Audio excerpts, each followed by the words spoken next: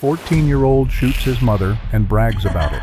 Then judge delivers the most brutal statement ever. 14-year-old Marcus Chen pulled out his phone and took a selfie. Behind him, his mother lay dying on the kitchen floor. He smiled for the camera. Then he sent it to 5 friends with a message that made detectives' skin crawl. Just handled my problem. She'll never yell at me again. While Susan Chen took her final breaths, her son was already crafting his story, turning murder into a twisted social media post. He walked past her body 3 times that afternoon, never called for help, never showed fear. He actually thought he'd get away with it because of his age. But one phrase from the judge would shatter that delusion forever. 4 words that would define the rest of his life. You'll die in prison. Stories like this remind us that justice always finds its way. If you believe in accountability, subscribe now and tell us what you think below. This is how it all began. Marcus Chen wasn't supposed to be a killer. He was supposed to be finishing middle school, playing basketball, maybe arguing with his mom about homework. Instead, on a quiet Tuesday afternoon in suburban Portland, he made a choice that would destroy multiple lives forever. The house on Maple Street looked like any other. White fence, trimmed lawn, a basketball hoop in the driveway. But inside those walls, something had been building for months. Something dark. Something that would explode in the most horrific way possible. And when it did, Marcus wouldn't run. He wouldn't hide. He would document it, share it, celebrate it, because in his mind, he had just won. Susan Chen was the kind of mother every neighborhood knew and loved. At 42 years old, she worked as a nurse at Portland General Hospital, often pulling double shifts to provide for her family. Her colleagues described her as tireless, always volunteering for the hardest cases, always staying late to comfort patients who had no one else. She had this way of making people feel seen, feel valued, even in their darkest moments. Her smile could light up the entire emergency room, even during the chaos of a Saturday night rush. Susan wasn't just a nurse. She was a healer in every sense of the word. And everyone who knew her felt that warmth, that genuine care that radiated from everything she did. At home, Susan poured that same energy into her son. Marcus was her world, her reason for everything. She attended every parent-teacher conference, every basketball game, every school event. She packed his lunches with handwritten notes tucked inside, little reminders that she loved him, that she believed in him. Friends and family members would later recall how Susan talked about Marcus constantly, her face glowing with pride whenever his name came up. She bragged about his intelligence, his athletic abilities, his potential. In her eyes, he could do anything, become anyone. She sacrificed everything to give him opportunities she never had growing up. New shoes when he wanted them, the latest gaming console, basketball camp every summer. Whatever Marcus needed, Susan found a way to provide it. But behind closed doors, something was changing. Marcus had always been a challenging child, but lately, the challenges had evolved into something darker. His teachers noticed it first. The straight-A student who loved science class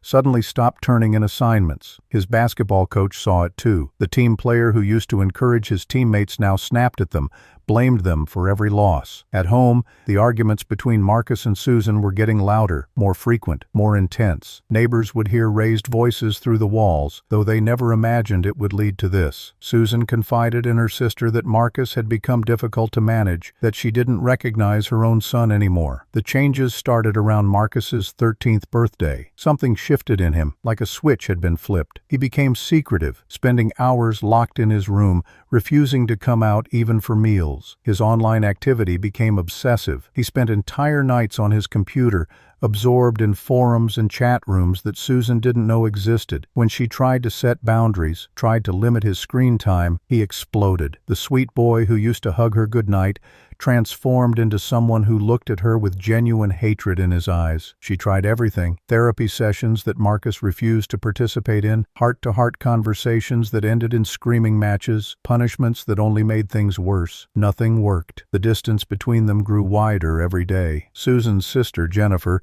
remembered the last conversation they had. It was 3 days before the incident. Susan sounded exhausted, defeated in a way Jennifer had never heard before. "I don't know what to do anymore," Susan had said, her voice cracking. "He looks at me like I'm his enemy, like he hates me. I'm his mother. I've given him everything. Why does he look at me like that?" Jennifer tried to reassure her. told her it was just teenage rebellion, that all kids go through difficult phases. But Susan's instinct told her it was something more, something she couldn't name but could feel in her bones. That maternal intuition that screamed danger. She just didn't know how right she was. The morning of April 15th started like any other Tuesday. Susan woke at 5:30, made coffee, prepared for her shift at the hospital. Marcus was still asleep, or pretending to be, when she knocked on his door to wake him for school. No response. This had become their new normal. The silence, the coldness, the feeling that she was living with a stranger who wore her son's face. Susan left a note on the kitchen counter reminding him to do his homework, to eat the lunch she'd prepared, to remember that she loved him. She always ended her notes the same way. Love you more than anything, Mom. She had no idea those would be among the last words she'd ever write to him. By 3:15 that afternoon, Susan was home early from her shift. A patient cancellation had freed up her schedule, and she decided to surprise Marcus, maybe try to bridge the gap that had formed between them. She walked through the front door with groceries in her arms, ingredients for his favorite meal, spaghetti carbonara, the dish she used to make every birthday, every celebration, every time she wanted to show him how much she cared. She called out his name as she entered. "Marcus, honey, I'm home early. Thought we could cook together, maybe talk?" The house was quiet, too quiet. She set the groceries on the counter and walked toward his room. She had no idea that her son was already planning something unthinkable. She had no idea that within the next hour, her life would end in the kitchen she'd spent years making into a home. She had no idea that the boy she'd loved unconditionally was about to prove that love isn't always enough. Marcus heard his mother's voice calling from downstairs. He sat on the edge of his bed, staring at the wall, his hands trembling slightly. Not from fear, from anticipation. For weeks he'd been thinking about this moment, playing it out in his mind like a scene from a movie. He'd imagined different scenarios, different outcomes, different ways it could unfold. But now that she was actually here, now that the opportunity had presented itself, something clicked inside him. A cold clarity washed over his thoughts. He stood up slowly, walked to his closet, and reached behind a stack of old shoeboxes. His fingers found the cold metal he'd hidden there 3 weeks ago, the weapon he'd taken from his father's locked cabinet, the one his dad thought was secure. Marcus had learned to pick that lock months ago, watching videos online, practicing when everyone was asleep. He descended the stairs with deliberate slowness, each step calculated and silent. Susan was in the kitchen, humming softly as she unpacked groceries. The afternoon sunlight streamed through the window above the sink, casting warm light across the countertops. She was arranging pasta boxes in the pantry when she sensed movement behind her. She turned with a smile, ready to greet her son, ready to try once again to connect with him. But the smile froze on her face when she saw what he was holding. Her eyes went wide, her hand instinctively rising as if to shield herself. "Marcus," she whispered, her voice barely audible. "Baby, what are you doing? Put that down. Please, just put that down." Her maternal instinct kicked in immediately, trying to stay calm, trying not to escalate whatever was happening in her son's mind. Marcus didn't respond. He just stared at her with eyes that seemed empty, devoid of the warmth she remembered from his childhood. Susan took a step forward, her hands raised in a peaceful gesture. "Whatever's wrong, we can fix it. We can talk about it. Just put that away and talk to me. Please, sweetheart. I'm your mom. I love you. Whatever you're feeling, we can work through it together." Her voice cracked with desperation, with the kind of fear that only a mother facing her child can feel. This wasn't supposed to happen. Mothers and sons don't end up in moments like this. But Marcus's expression didn't change. He lifted the weapon slightly, his finger moving toward the trigger. Susan's breath caught in her throat. Time seemed to slow down, each second stretching into an eternity. "You ruined my life," Marcus said, his voice flat and emotionless. "You're always in my business, always controlling everything, always telling me what to do. I'm sick of it. I'm sick of you." The words hit Susan harder than any physical blow could have. She'd heard him say cruel things before during their arguments, but this was different. This was final. This was a door closing that could never be reopened. She shook her head, tears streaming down her face now. "I'm your mother. Everything I do is because I love you. I just want what's best for you. Please, Marcus, please don't do this. We can get help. We can figure this out together. Just please put that down." But her words fell on deaf ears. Marcus had already made his decision. In his mind, this was justified. In his mind, this was freedom. The sound that followed echoed through the quiet suburban neighborhood. Neighbors would later report hearing it, but dismissing it as a car backfiring or fireworks. Susan collapsed collapsed onto the kitchen floor, her hand reaching out toward her son one last time. Her lips moved, trying to form words, but no sound came. Marcus stood there for a moment,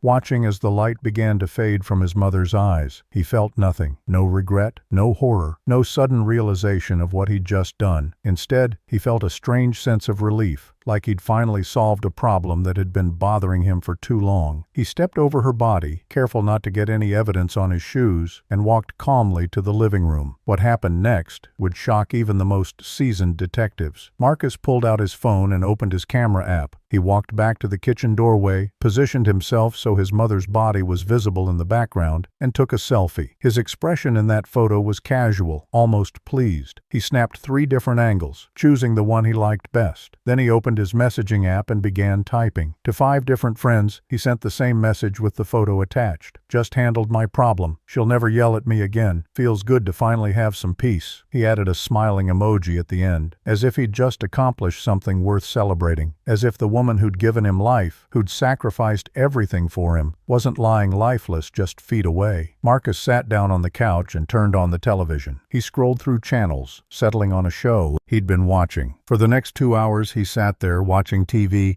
occasionally checking his phone for responses from his friends. Some didn't reply, too shocked by what they'd seen. Others thought it was a sick joke, some kind of twisted prank. One friend, Tyler, immediately called him. "Dude, what is this? Is this real? This better be fake." Marcus laughed, actually laughed into the phone. "It's real, man. I did it. I actually did it. You should see how peaceful it is here now. No more nagging, no more rules, just freedom." Tyler hung up immediately and called the police, but Marcus didn't know that yet. He was too busy enjoying his perceived victory. Around 5:30, Marcus got hungry. He walked back into the kitchen, stepping around his mother's body without even glancing down. He opened the refrigerator, grabbed ingredients for a sandwich, and made himself dinner. He ate at the kitchen table, the same table where his mother had served him thousands of meals over the years. He scrolled through social media while he ate, completely detached from the reality of what lay on the floor behind him. When he finished, he washed his plate, dried it, and put it away. Then he went upstairs to play video games. By the time police arrived at 7:45 that evening,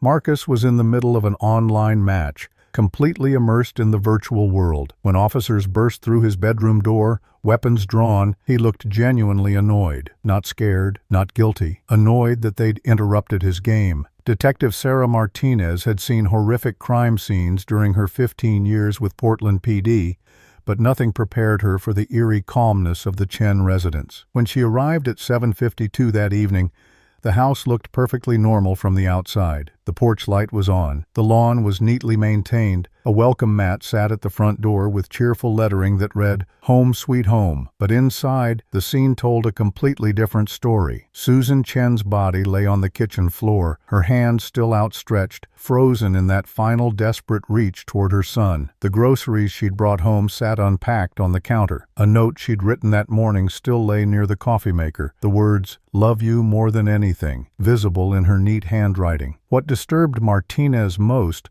wasn't just the violence of the act itself, it was the evidence of normalcy that followed. A plate sat drying in the dish rack, recently washed. The television in the living room was still on, volume turned up. Upstairs, they could hear the sounds of gunfire and explosions from a video game. When officers brought Marcus down in handcuffs, Martinez studied his face carefully, searching for any sign of remorse, shock, or even fear. She found none. The 14-year-old looked bored, like he was being inconvenienced by something trivial. "Do I have to go right now?" he asked, his tone suggesting he was asking about leaving a party early, not being arrested for taking his mother's life. Martinez felt her stomach turn. In all her years, she'd never encountered someone so young displaying such complete emotional detachment. The forensic team began their meticulous work, photographing every detail, collecting every piece of evidence. They found the weapon in Marcus's closet, carelessly tossed behind the shoeboxes where he'd originally hidden it. No attempt to dispose of it, no effort to clean it. He'd simply put it back after using it, like returning a tool to a toolbox. His fingerprints were all over it, clear and unmistakable. In his room, they discovered his phone unlocked on his gaming chair. The messages were still open, the selfie still visible in his photo gallery. Detective James Morrison, Martinez's partner,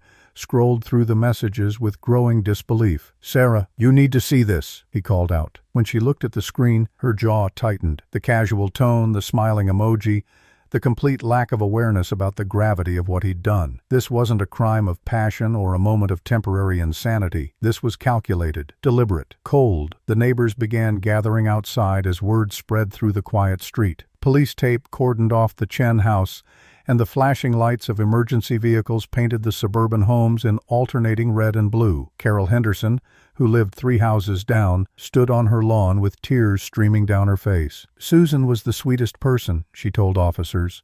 "She'd bring me soup when I was sick. She'd watch my dog when I traveled. I just saw her yesterday morning. She was heading to work and she waved at me like always. How could this happen? How could her own son?" Other neighbors shared similar stories. Susan had been a pillar of the community, the person everyone could count on, and now she was gone, taken by the one person she'd loved most in the world. Inside the house, forensic photographer David Chen, no relation to the victims, documented every angle of the scene, the blood spatter patterns, the position of the body, the grocery bag still sitting on the counter with items she'd bought to make her son's favorite meal. Each photograph told part of the story, but the full picture was even more devastating. Susan had come home early, hoping to connect with Marcus, hoping to repair their fractured relationship. She'd walked into her own death carrying ingredients for spaghetti carbonara, carrying hope in a paper bag. David had to step outside twice during the documentation process, overwhelmed by the tragedy of it all. He had a teenage son himself, and the thought that a child could do this to their own mother shook him to his core. Detective Martinez began interviewing the friends Marcus had texted. Tyler Chen, again no relation, was the first to speak with police. The 17-year-old was visibly shaken, his hands trembling as he showed detectives the message on his phone. "I thought it was fake at first," Tyler explained, "like a screenshot from a movie or something he'd edited. But then I called him, and he sounded so calm about it. He was laughing, actually laughing. He said he finally had peace and quiet. I hung up and called 911 immediately. I've known Marcus since 6th grade.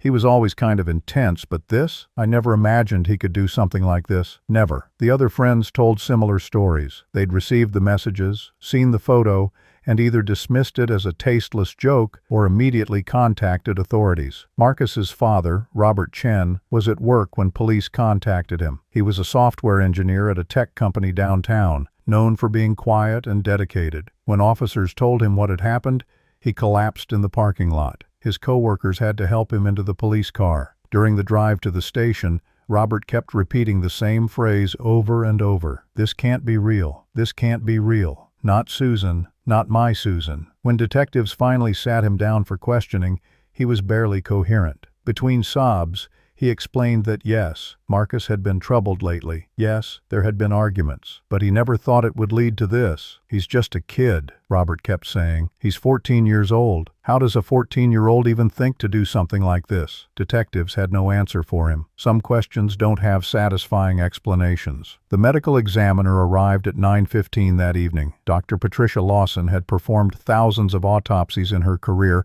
but she always felt a deeper sadness when the victim was a parent taken by their own child. As she examined Susan's body at the scene, she noted the single entry wound, the position of the body, the lack of defensive injuries. Susan hadn't fought back. She'd been pleading, trying to reason with her son until the very end. Dr. Lawson carefully documented her findings, knowing this evidence would be crucial in court. But beyond the clinical details, beyond the measurements and observations, she saw a mother's final moment. The outstretched hand, the tear stains on her cheeks, the grocery receipt still clutched in her other hand. Susan Chen had died trying to save her son from himself, and she'd failed, not because she didn't try hard enough, but because some people simply can't be saved. At 8:30 the following morning, Marcus sat in interrogation room 3 at Portland Police Headquarters.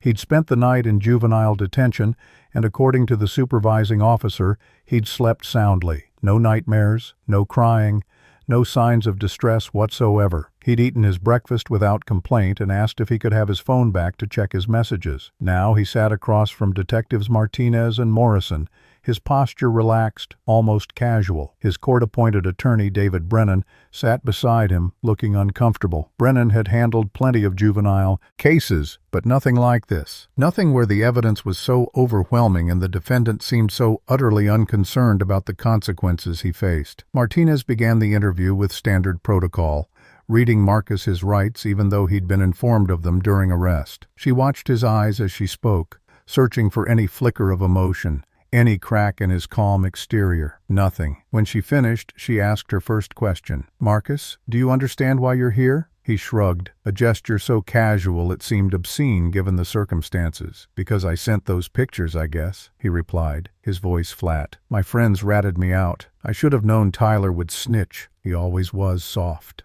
Martinez exchanged a glance with Morrison. The complete lack of remorse was striking. This wasn't a child in shock. This wasn't someone dissociating from trauma. This was someone who genuinely didn't see anything wrong with what he'd done. Morrison leaned forward, his voice measured and calm. "Let's talk about yesterday afternoon. Your mother came home early from work. Can you tell us what happened?" Marcus tilted his head slightly, as if considering how much to share. His attorney placed a hand on his arm, but Marcus brushed it off. "She was always coming home early, checking up on me, always in my business.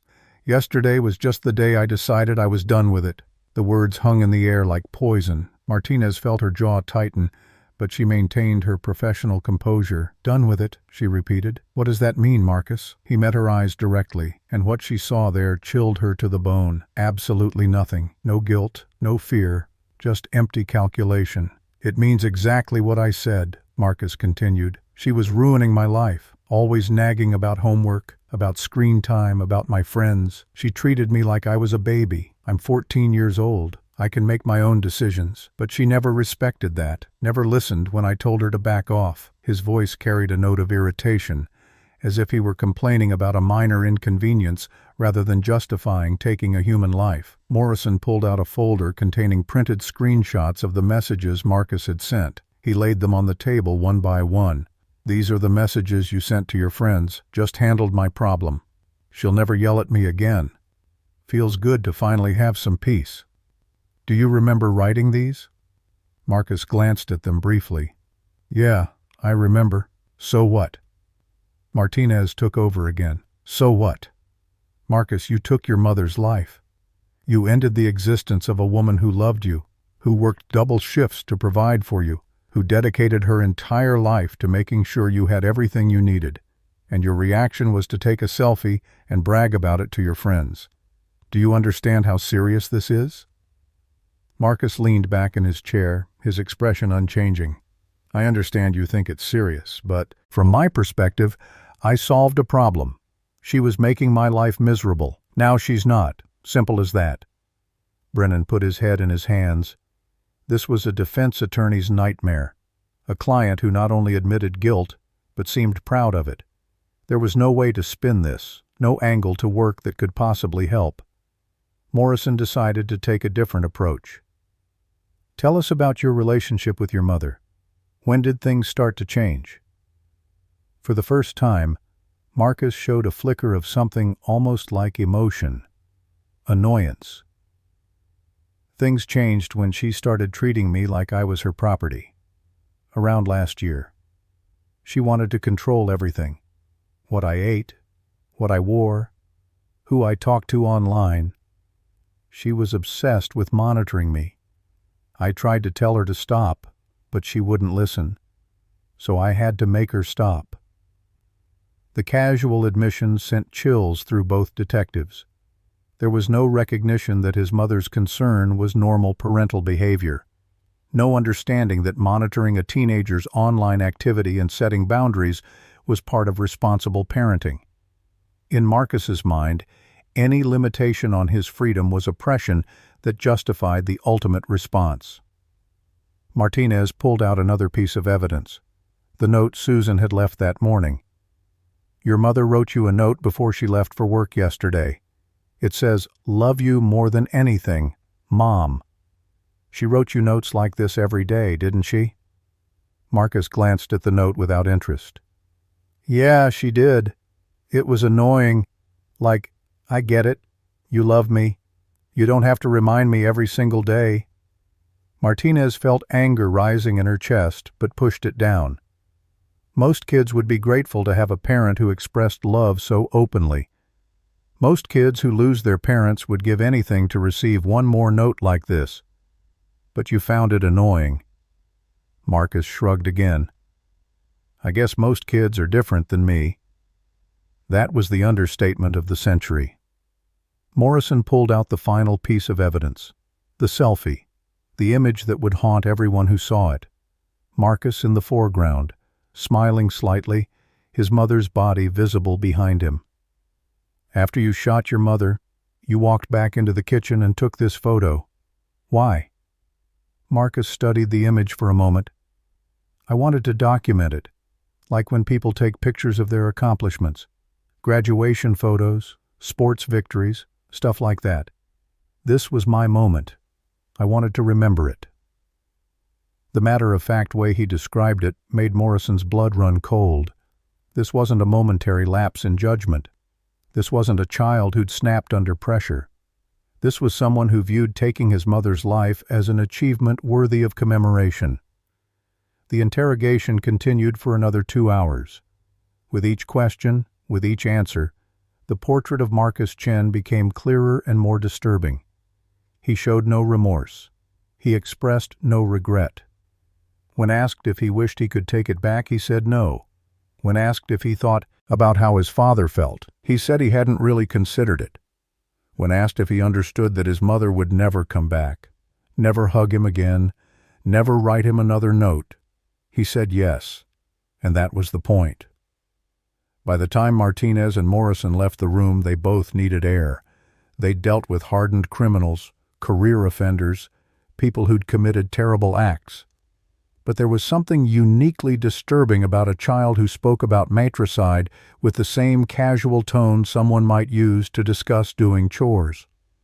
Marcus Chen wasn't a typical juvenile offender. He was something else entirely, something the justice system would struggle to fully comprehend. District Attorney Helen Foster had prosecuted hundreds of cases during her 23-year career, but the Chen case landed on her desk with a weight that felt different from anything before. She sat in her office on the 7th floor of the courthouse, surrounded by case files, crime scene photos, and psychological evaluations. At 51 years old, Helen had developed a reputation for being tough but fair, someone who sought justice rather than simply racking up convictions. But as she reviewed the evidence against Marcus Chen, she felt something she rarely experienced in her work. A deep, unsettling anger mixed with profound sadness. This wasn't just another case. This was a 14-year-old boy who'd destroyed his family and showed absolutely no understanding of what he'd done wrong. The evidence was overwhelming. Helen had prosecuted cases with far less concrete proof that had resulted in convictions, but Marcus had essentially prosecuted himself. The selfie alone was damning enough to secure a guilty verdict. Add the text messages, the weapon with his fingerprints, his complete confession during interrogation, and the physical evidence from the scene, and there was no question about guilt. The challenge wasn't proving what Marcus had done. The challenge was determining what justice looked like for a crime this heinous committed by someone so young. Helen's team had already begun preparing for every possible defense strategy: temporary insanity, abuse, mental illness, coercion. But the evidence contradicted all of these angles. Marcus had planned this. He'd taken the weapon weeks in advance. He'd waited for the right moment. And afterward, he'd celebrated. Assistant Helen's assistant, Marcus Williams, entered the office carrying another stack of documents.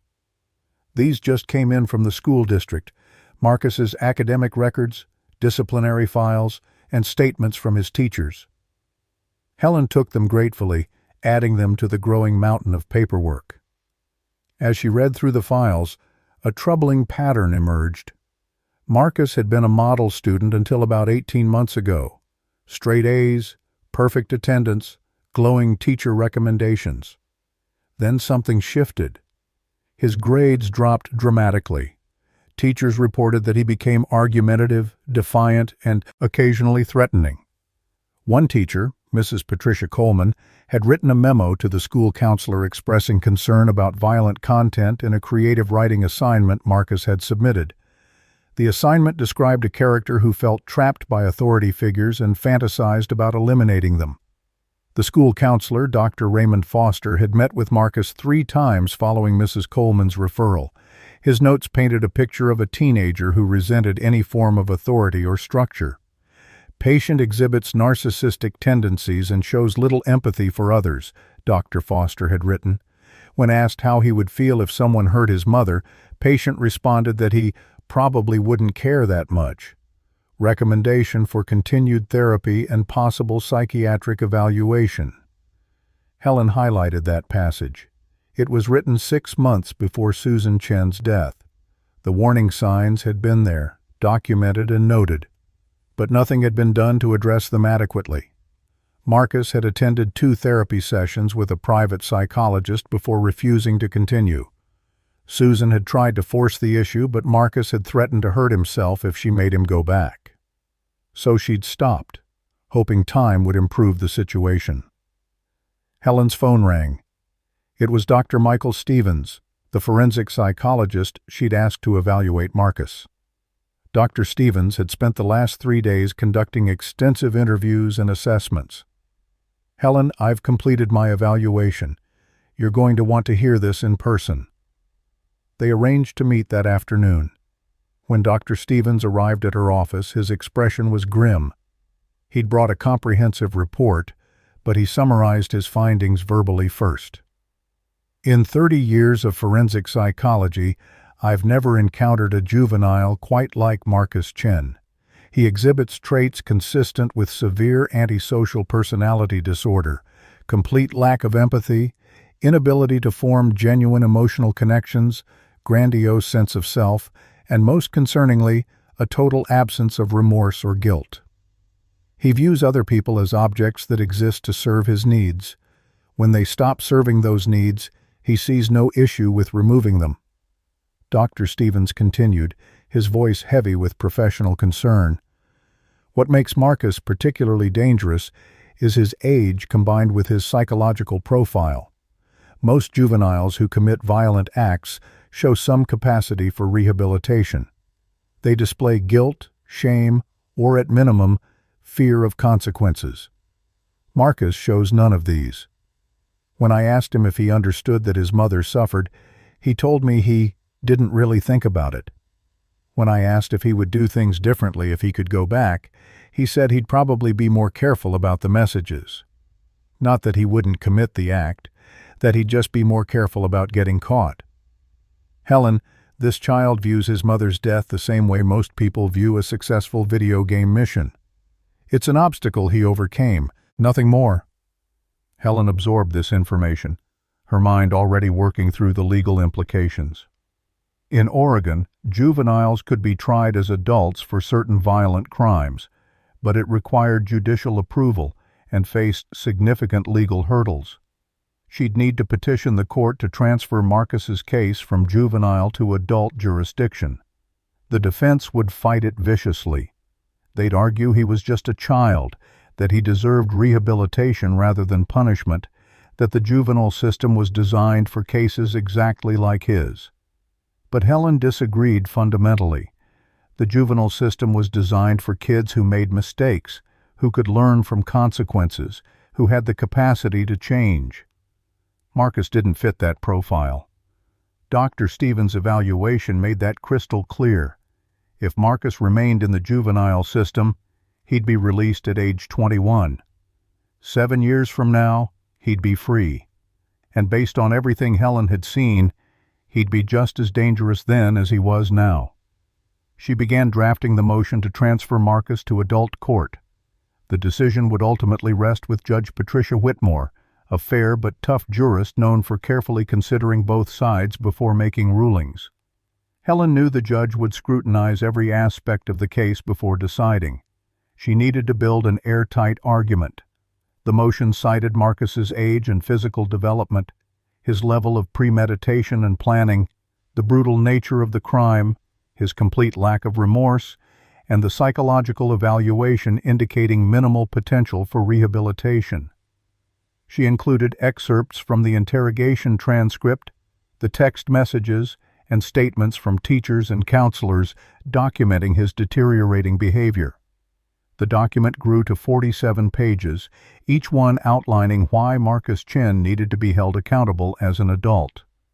Meanwhile, victim advocate Sarah Chen, again no relation to the family, had been working with Susan's relatives to prepare for the upcoming proceedings. Susan's sister Jennifer was devastated, oscillating between grief and rage. "She gave that boy everything," Jennifer told Sarah during one of their sessions. "Everything. She worked herself to exhaustion to provide for him. She sacrificed her own happiness, her own social life, her own dreams, all for Marcus. And this is how he repaid her, by taking a selfie over her body and bragging about it to his friends. I want him to pay for what he did. I want him to understand what he took from this world." Sarah documented Jennifer's statement, knowing it would form part of the victim impact testimony when the time came. But she also worried about Jennifer's mental health. The woman had lost her only sister in the most traumatic way imaginable, and the grief was consuming her. Robert Chen, Marcus's father, existed in a different kind of hell. He'd lost his wife and, in many ways, his son in the same moment. When Helen met with him to discuss the case, Robert looked like he'd aged 20 years, in a matter of days. His eyes were hollow, his hands shook constantly, and he spoke in a voice barely above a whisper. "I keep asking myself what I missed," he told Helen. "What signs did I ignore? What could I have done differently? Susan tried to tell me things were getting worse, but I thought it was just normal teenage rebellion. I worked long hours. I wasn't home enough. Maybe if I'd been more present, more involved, this wouldn't have happened." Helen gently explained that this wasn't his fault, that sometimes people make choices that no amount of good parenting can prevent. But she could see Robert didn't believe her. He'd carry this guilt for the rest of his life. David Brennan sat in his modest office 3 blocks from the courthouse, staring at the case file that had become his waking nightmare. At 38 years old, he'd built a respectable career as a public defender, specializing in juvenile cases. He believed deeply in rehabilitation, in second chances, in the fundamental principle that children weren't just small adults, but developing human beings capable of change. He'd successfully defended dozens of troubled teens, helping them find paths toward redemption and productive lives. But Marcus Chen challenged every belief Brennan held about juvenile justice. This wasn't a kid who'd made a terrible mistake in a moment of passion. This was something else entirely. Something that kept Brennan awake at night, questioning whether some people truly were beyond saving. The preliminary hearing was scheduled for the following week, and Brennan knew he was facing an uphill battle unlike anything he'd encountered before. District Attorney Foster had filed her motion to transfer Marcus to adult court, and the document was devastating. 47 pages of carefully constructed arguments supported by overwhelming evidence and expert testimony. Brennan had reviewed it 3 times, searching for weaknesses, finding none. His only hope was to humanize Marcus, to convince Judge Whitmore that despite everything, he was still just a 14-year-old child who deserved the protections and rehabilitation opportunities the juvenile system offered. But how do you humanize someone who took a selfie with their mother's body and bragged about ending her life? Brennan had brought in Dr. Lisa Hernandez, a forensic psychologist who specialized in adolescent brain development, to conduct an independent evaluation. Dr. Hernandez met with Marcus for 6 hours over 2 days, administering tests, conducting interviews, and reviewing his complete history. When she delivered her findings to Brennan, her expression was conflicted. The science is clear that adolescent brains aren't fully developed, particularly the prefrontal cortex, responsible for impulse control and understanding long-term consequences, she explained. Marcus's brain development shows patterns consistent with other 14-year-olds. But David, I have to be honest with you. His emotional responses are severely abnormal. During our sessions, I showed him photos of his mother from happier times. Family vacations, birthday celebrations, Christmas mornings. Most people, even those with antisocial tendencies, show some physiological response. Pupil dilation, increased heart rate, micro-expressions. Marcus showed nothing. It was like showing him pictures of a stranger. Dr. Hernandez continued, and Brennan could hear the concern in her voice. I can testify about brain development and diminished capacity in adolescence. That's scientifically sound. But I can't in good conscience tell the court that Marcus has significant rehabilitation potential based on what I've observed. He doesn't connect actions to consequences in a meaningful way. When I asked him to imagine how his father feels, he said, "Probably sad, I guess," with the same inflection someone might use discussing the weather. I asked if that bothered him, and he said no. He literally doesn't understand why it should bother him. That's not typical teenage emotional immaturity. That's something much more concerning. Brennan thanked her for her honesty, but internally he felt his defense strategy crumbling before it even began. His co-counsel, Amanda Price, suggested they explore a mental illness defense. At 29, Amanda was passionate and idealistic, still believing that every defendant deserved a vigorous defense regardless of the circumstances. What if we argue that Marcus suffers from an undiagnosed mental condition that prevented him from understanding the wrongfulness of his actions? The prosecution's psychologist diagnosed antisocial personality disorder. That's a mental illness. We could argue he needs treatment, not incarceration. Brennan appreciated her enthusiasm but knew the strategy was flawed. Oregon law required proving that the defendant didn't understand the nature of their actions, or couldn't distinguish right from wrong.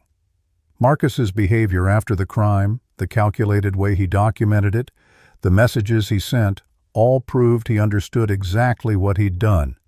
He just didn't care. That wasn't legal insanity. That was something the law struggled to categorize. Brennan decided to visit Marcus at the Juvenile Detention Center to discuss their options. The conversation was as frustrating as every previous interaction had been. Marcus sat across from him in the visitation room, looking bored. "They're trying to move your case to adult court," Brennan explained. "If they succeed, you could be sentenced as an adult. Do you understand what that means?" Marcus shrugged. "I guess I'd go to adult prison instead of juvie. Whatever. It's not like either place is great." Brennan leaned forward, trying to break through the wall of apathy. "Marcus, adult prison isn't like juvenile detention. You could be sentenced to life without parole. You could spend the next 70 years behind bars. You'd never be free again, never have a family, never have a career, never live a normal life. Does that not concern you at all?"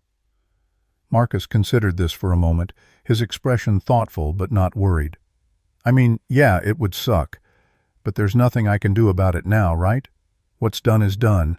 My mom's not coming back whether I'm in juvie or adult prison, so it doesn't really matter." Brennan felt his frustration mounting. "It matters because one path gives you a chance at a future and the other doesn't. I'm trying to help you, but I need you to help yourself. You need to show remorse. You need to explain to the judge that you understand what you did was wrong, that you regret it, that you want to change. Can you do that?" Marcus tilted his head, considering.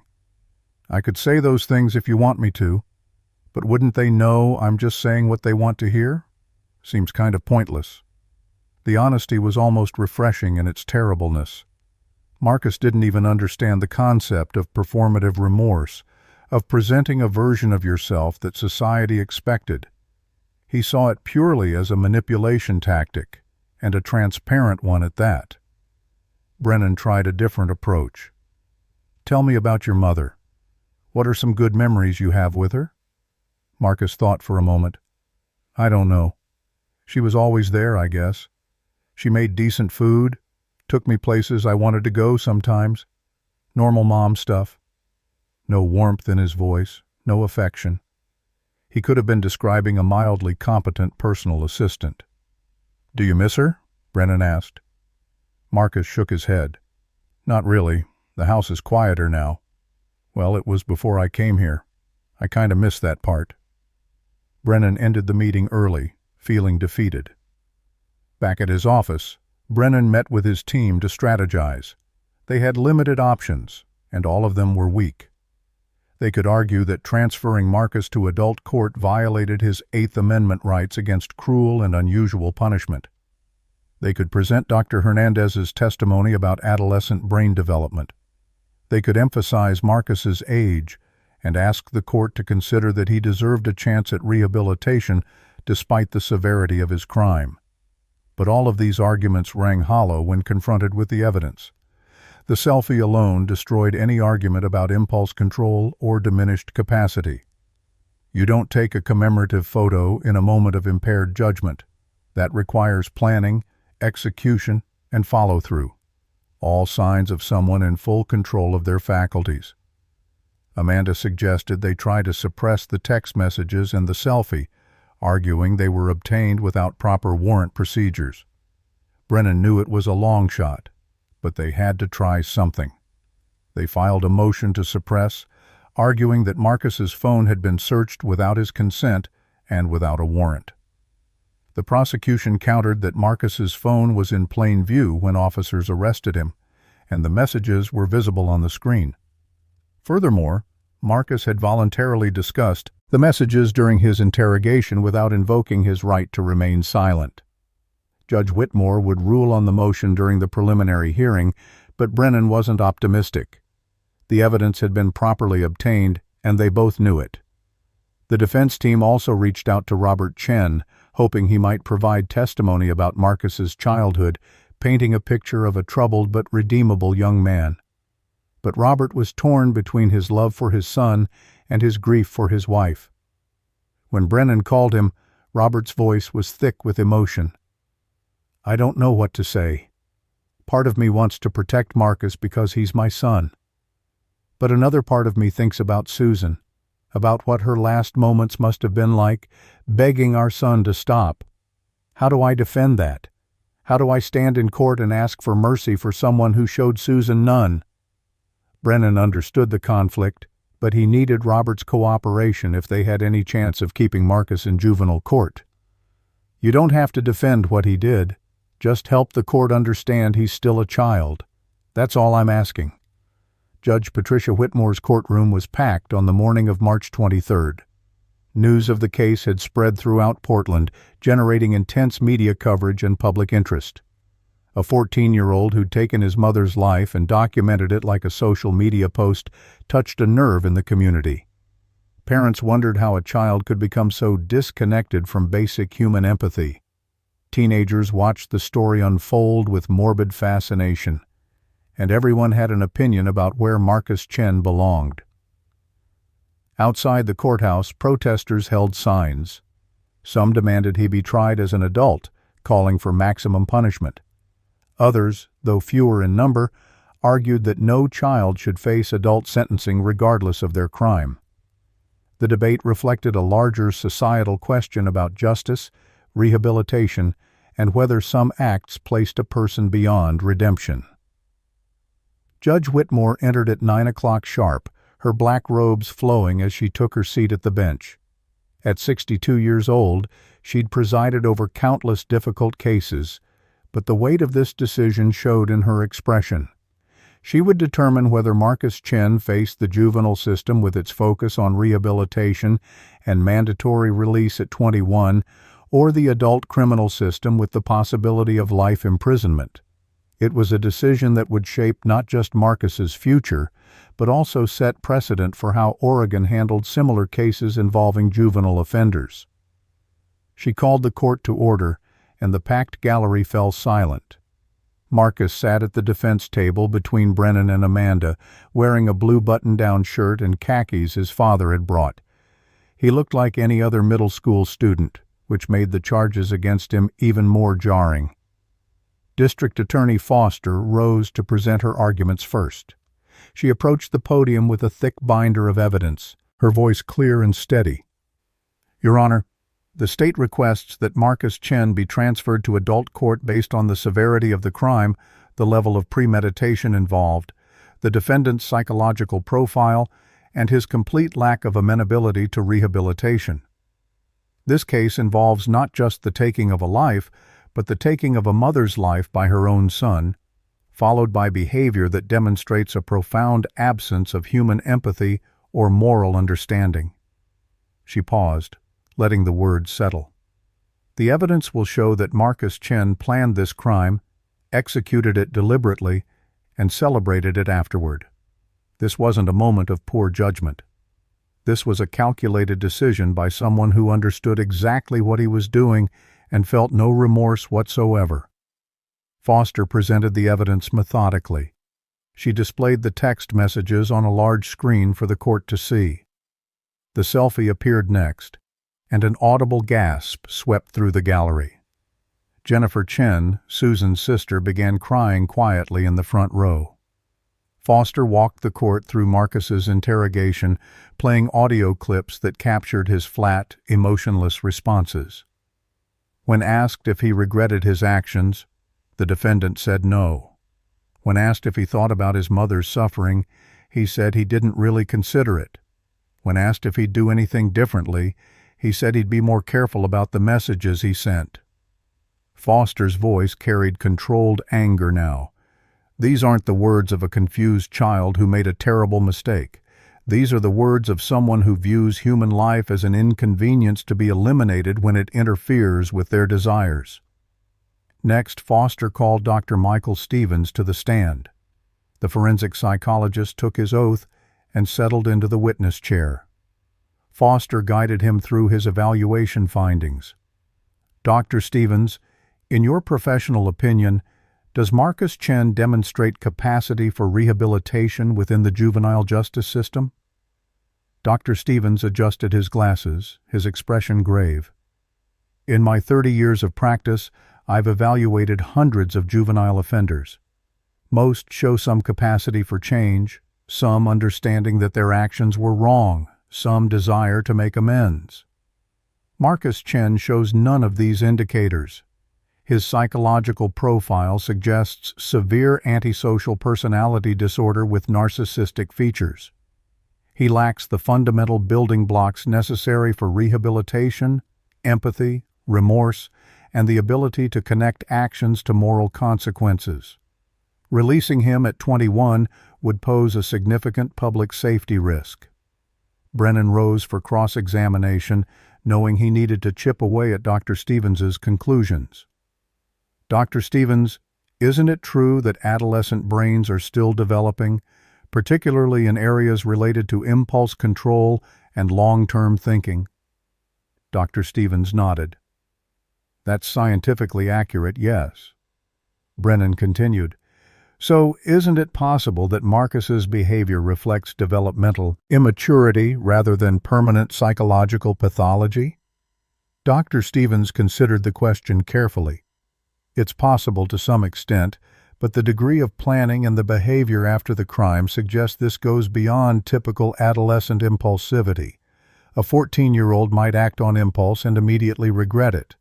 Marcus showed no such pattern. He planned, executed, and celebrated. That suggests deeper issues than developmental delays. Brennan tried several more approaches, but Dr. Stevens's testimony remained solid. The cross-examination did little to undermine his core conclusions. Foster then called Detective Martinez to testify about the investigation and Marcus's behavior during arrest. Martinez described finding Marcus playing video games, seemingly unconcerned about the body downstairs or the crime he'd committed. In my 15 years as a detective, I've never encountered a juvenile who displayed such complete emotional detachment from such a serious crime. Most kids break down during arrest. They cry, they apologize, they express shock at what they've done. Marcus asked if he could finish his game before we took him in. The testimony painted a damning picture of someone utterly disconnected from normal human emotional responses. Foster concluded her presentation by playing Susan's voicemail messages to Marcus from the weeks before her death. Her voice filled the courtroom, warm and loving. "Hi, sweetheart. Just calling to say I love you. Hope school was good today. See you tonight." The contrast between Susan's loving messages and what Marcus had done was devastating. Several jurors in the gallery wiped tears from their eyes. Judge Whitmore maintained her composure, but the emotional weight of the evidence was visible in her expression. Foster returned to the podium for her closing argument on the transfer motion. "Your Honor, the juvenile justice system exists to rehabilitate young people who make mistakes, who can learn from consequences, who have the capacity to change.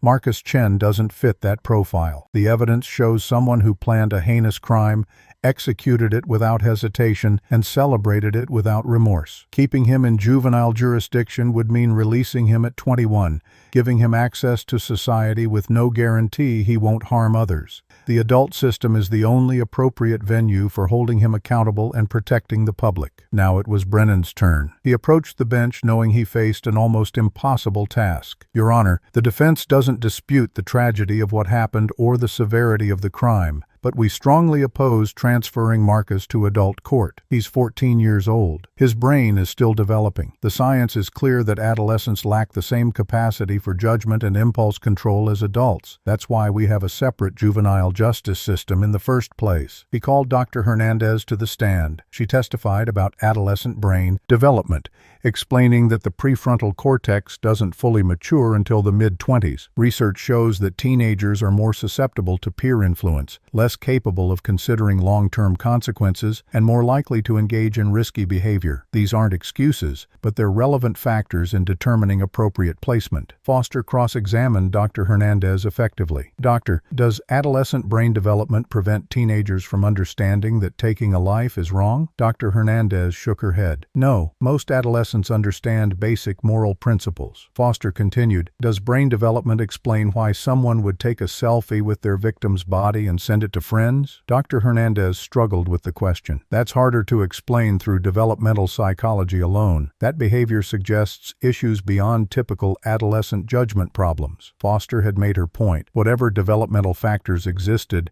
they didn't explain the totality of Marcus's behavior. Brennan called Robert Chen as his final witness, hoping a father's testimony might humanize Marcus in the judge's eyes. But Robert's testimony backfired. Through tears, he admitted he didn't recognize his son anymore, didn't understand how the boy he'd raised could do something so unthinkable. Judge Whitmore announced she would take a brief recess to review all the evidence and testimony before rendering her decision. The courtroom emptied slowly, people moving into the hallways to discuss what they'd witnessed. Jennifer Chen stood with the victim advocate, her face pale and drawn. She'd sat through hours of testimony about her sister's final moments, heard the cold analysis of how Marcus had planned and executed the crime, and listened to experts debate whether her nephew was capable of change. The emotional toll was written in every line of her face. Robert Chen sat alone on a bench outside the courtroom, his head in his hands. He existed in a terrible limbo, grieving his wife while facing the reality that his son would likely spend decades, perhaps his entire life, behind bars. Marcus sat in a holding room adjacent to the courtroom, guarded by 2 juvenile detention officers. According to them, he spent the recess eating snacks from the vending machine and asking about the Wi-Fi password. He showed no anxiety about the decision that would determine his fate. One officer later told colleagues it was the strangest thing he'd witnessed in 10 years on the job. Most juveniles facing potential adult sentencing were terrified, crying, or at minimum visibly nervous. Marcus acted like he was waiting for a dental appointment. He finished his chips, crumpled the bag, and asked how much longer it would be. The disconnect between the gravity of the situation and his casual demeanor was profound. It reinforced everything the prosecution had argued about his psychological state. After 90 minutes, Judge Whitmore returned to the bench. The courtroom filled quickly, everyone sensing that a decision had been reached. The judge looked tired, the weight of what she was about to do visible in her eyes. She'd reviewed the Oregon statutes governing juvenile transfers, the case law precedents, and most importantly, the mountain of evidence about Marcus Chen's crime and character. She began speaking, her voice measured and somber. This court has carefully considered the arguments from both sides, reviewed all evidence presented, and examined the relevant legal standards. The decision to transfer a juvenile to adult court is never made lightly. Our juvenile justice system exists because we recognize that young people are different from adults, that they deserve opportunities for rehabilitation and second chances, Judge Whitmore continued, her gaze moving across the courtroom. However, there are cases where the nature of the crime, the circumstances surrounding it, and the characteristics of the offender make juvenile jurisdiction inappropriate. This is one of those cases. Brennan's shoulders sagged slightly. He'd known this was likely, but hearing it confirmed still stung. The evidence shows that Marcus Chen didn't commit a crime of passion or impulse. He planned this crime over a period of weeks. He took a weapon from his father's locked cabinet, having learned to pick the lock specifically for this purpose. He waited for an opportunity when he and his mother were alone. After committing the crime, he documented it with photos, sent messages bragging about his actions, and showed no signs of distress or remorse. The judge's voice grew firmer. The psychological evaluations are particularly troubling. Dr. Stevens testified that Marcus exhibits severe antisocial personality disorder and demonstrates no capacity for empathy or moral reasoning. He shows no remorse for his actions. When asked about his mother's suffering, he indicated he hadn't really thought about it. When asked if he would change anything, he said only that he would be more careful about the evidence. These responses don't reflect a confused child who made a terrible mistake. They reflect someone who fundamentally doesn't understand or care about the value of human life. Jennifer Chen nodded slowly, tears streaming down her face. This was what she'd hoped to hear, but the relief was mixed with unbearable sadness. Judge Whitmore looked directly at Marcus now. The juvenile system is designed to rehabilitate young offenders and return them to society as productive citizens. But rehabilitation requires certain foundational elements. It requires acknowledgement of wrongdoing. It requires genuine remorse. It requires desire to change. Marcus, you've demonstrated none of these qualities. The evidence suggests you don't believe you did anything wrong, that you view your mother's death as a solution to a problem rather than a tragedy. The court cannot in good conscience place you in a system designed for rehabilitation when you show no capacity or desire to be rehabilitated. Marcus's expression didn't change. He sat there looking mildly bored, as if the judge were discussing someone else entirely. His complete lack of reaction only reinforced the wisdom of the judge's decision. Furthermore, Judge Whitmore continued, the court must consider public safety. If Marcus remained in juvenile jurisdiction, he would be released at age 21, regardless of whether he'd made any progress toward rehabilitation. Given the severity of his psychological issues and his complete lack of remorse, releasing him in 7 years would pose an unacceptable risk to public safety. The adult criminal system provides the structure necessary to hold him accountable for the full scope of his actions and to protect society for as long as necessary. She paused, letting her words settle over the courtroom. Therefore, this court grants the state's motion to transfer Marcus Chen to adult criminal court. He will be tried as an adult for the crime of murder in the first degree. The gavel came down with a sharp crack that echoed through the silent courtroom. The decision was made. Marcus Chen, at 14 years old, would face the adult justice system with all its attendant consequences. Jennifer Chen collapsed into the arms of the victim advocate, sobbing with a mixture of grief and relief. Robert Chen sat motionless, staring straight ahead, processing the fact that his son's childhood had just officially ended. The protesters outside would hear the news within minutes, some cheering the decision as righteous justice, others condemning it as cruel treatment of a child. But inside the courtroom, there was only heavy silence, punctuated by quiet crying. Judge Whitmore had made the hardest decision a judge could make, and everyone present understood the weight of it. Brennan leaned over to speak with Marcus, explaining what the decision meant. Marcus nodded absently, as if Brennan had just told him about a schedule change rather than a life-altering ruling. "So, what happens now?" Marcus asked, his tone suggesting mild curiosity rather than concern. Brennan explained that they'd proceed to trial in adult court, that the stakes were now exponentially higher, that Marcus needed to take this seriously. But even as he spoke, Brennan could see his words weren't penetrating. Marcus existed in some psychological space where consequences didn't carry real weight, where the future was just an abstract concept rather than something that would actually happen to him. It was terrifying to witness. Brennan had defended many clients over the years, but he'd never encountered anyone quite like Marcus Chen. As officers prepared to transport Marcus back to detention, now to an adult facility rather than juvenile, Jennifer approached the defense table. Brennan braced himself for anger, but her words surprised him. "I know you're just doing your job," she said quietly. "I know everyone deserves a defense. But please understand what he took from us. Susan was the best person I knew. She loved that boy more than anything in the world. She would have done anything for him, and he treated her life like it was worthless, like she was just an obstacle in his way. Whatever happens from here, I need you to know that. I need someone on his side to understand what he destroyed." Brennan nodded, his throat tight with emotion. "I understand, Mrs. Chen. I'm truly sorry for your loss." Jennifer walked away, leaving Brennan with words that would haunt him throughout the trial. The courtroom slowly emptied, people filing out with heavy hearts and troubled minds. The case had touched something deep in the collective consciousness, a fear that perhaps evil wasn't always obvious, wasn't always the product of abuse or neglect or clear environmental factors. Sometimes it existed in the heart of a child who'd been given every advantage, every opportunity, every expression of love. Marcus Chen had been raised by devoted parents in a safe neighborhood with access to good schools and supportive community, and still, he'd become capable of unspeakable cruelty. That reality unsettled people because it suggested that maybe we understood less about human nature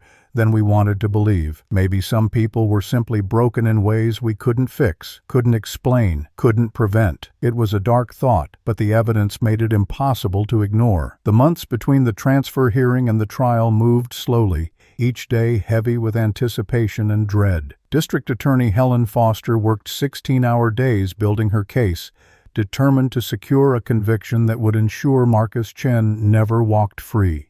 She assembled a team of 3 assistant prosecutors, 2 paralegals, and a victim advocate dedicated solely to supporting Susan's family through the ordeal. The conference room on the 7th floor became a war room.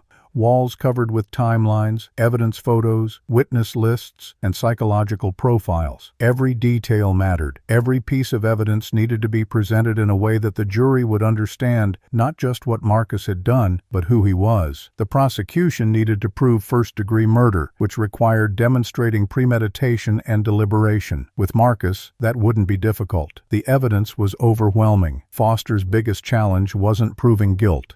It was managing the emotional impact of the evidence without letting it overshadow the legal arguments. She knew jurors would be horrified by the selfie, disgusted by the text messages, and heartbroken by Susan's story. But horror and disgust alone wouldn't guarantee a conviction. She needed to walk them through the elements of the crime methodically, building a case so solid that even jurors who felt sympathetic toward Marcus's youth would have no choice but to convict. She practiced her opening statement dozens of times, refining it until every word carried maximum impact. Ladies and gentlemen, this case is about a 14-year-old boy who made a choice, not an impulsive choice, not a choice made in the heat of anger or fear, a calculated choice to end his mother's life because she inconvenienced him. The prosecution team spent weeks preparing witnesses. Detective Martinez would walk the jury through the investigation. Dr. Stevens would explain Marcus's psychological profile. Susan's co-workers would testify about her character, painting a picture of a devoted mother and compassionate human being. Jennifer would deliver the victim impact statement, though Foster worried about whether she could maintain composure long enough to get through it. They conducted mock examinations, anticipating every question the defense might ask, preparing responses that would withstand cross-examination. Foster knew Brennan was a skilled attorney. He'd find weaknesses if any existed. She couldn't afford to leave any openings. The case had garnered national attention now. News outlets across the country were covering it. Legal experts debated it on television. Everyone had an opinion about whether a 14-year-old deserved adult sentencing. On the defense side, David Brennan faced an impossible task. How do you defend someone who'd confessed, who documented their crime, who showed no remorse, and who actively undermined every defense strategy? He'd tried multiple approaches with Marcus, all failing spectacularly. He suggested Marcus write an apology letter to his father and Susan's family. Marcus refused, saying it would be pointless since he didn't feel sorry. Brennan explained that showing remorse might influence sentencing even if they lost the trial. Marcus responded that pretending to feel things he didn't feel seemed dishonest. The twisted logic was almost comical. Marcus had no problem taking his mother's life but drew the line at writing an insincere apology letter. Brennan had defended many difficult clients, but Marcus's complete inability to understand basic social and moral conventions made every interaction exhausting. Brennan decided their only viable strategy was to argue for a lesser charge. They couldn't claim innocence. They couldn't claim self-defense. They couldn't claim temporary insanity. But maybe, just maybe, they could argue that Marcus's age and psychological issues meant he couldn't form the specific intent required for first-degree murder. If they could convince even one juror that Marcus acted impulsively rather than with premeditation, they might secure a conviction for second-degree murder instead. It wasn't much, but it was something. The difference in sentencing could be significant. First-degree murder carried a mandatory minimum of 25 years. Second-degree might result in 15 years with possibility of parole. For a 14-year-old, that difference could mean the chance to have some kind of life after prison versus dying behind bars. Amanda worked on jury selection strategy. They needed jurors who believed in rehabilitation, who could look past the horrific evidence and see a troubled child rather than a monster. But finding such jurors would be challenging. The case had received so much media coverage that almost everyone in Portland had heard about it. Many had already formed opinions. They'd need to file motions to change venue, arguing that Marcus couldn't receive a fair trial in Portland given the publicity. Judge Whitmore would preside over the trial, and she'd proven herself fair but firm during the transfer hearing. Brennan respected her, but he also knew she wouldn't hesitate to impose harsh sentences if the evidence warranted it. They filed dozens of pretrial motions, motions to suppress evidence, motions to limit testimony, motions to exclude particularly inflammatory evidence like the selfie. All were denied. Robert Chen existed in a fog of grief and guilt during these months. He'd been forced to sell the house on Maple Street. He couldn't bear living there anymore, couldn't walk past the kitchen where Susan had died, couldn't sleep in the bedroom they'd shared for 16 years. He moved into a small apartment across town, taking only essentials and leaving everything else behind. His company had granted him extended leave, understanding that he couldn't possibly focus on work while processing the dual trauma of losing his wife and his son in one horrific moment. He attended therapy twice a week, though he rarely spoke during sessions. His therapist noted that Robert seemed trapped in an endless loop of what-if questions. What if he'd been home more? What if he'd taken Susan's concerns about Marcus more seriously? What if he'd insisted on continued therapy even when Marcus resisted? Jennifer Chen channeled her grief into advocacy. She started speaking publicly about the case, not to influence the trial but to honor her sister's memory. She gave interviews describing Susan's kindness, her dedication, her endless capacity for love. She wanted people to see Susan as more than just a victim, more than just a name in a tragic news story. Susan had been a real person with dreams and fears and a laugh that could fill a room. She'd loved gardening, old movies, and terrible puns. She'd volunteered at animal shelters every weekend. She'd sent birthday cards to distant relatives who'd long since stopped reciprocating. She'd been the kind of person who made the world measurably better just by existing in it. And she'd been taken by the person she loved most, the child she'd carried and nurtured and sacrificed for. Jennifer wanted the world to remember that. As the trial date approached, tensions in Portland ran high. The case had divided the community in unexpected ways. Most people believed Marcus deserved adult sentencing, but a vocal minority argued that trying any 14-year-old as an adult was inherently unjust regardless of the crime. Advocacy groups staged protests outside the courthouse, holding signs reading, "Children aren't adults," and "Rehabilitation, not retribution." Counter-protesters showed up with their own signs, "Justice for Susan," and "Age doesn't excuse evil." Police maintained a heavy presence to prevent confrontations. The media circus grew larger by the day, with national news crews setting up outside the courthouse, legal analysts providing commentary on every development,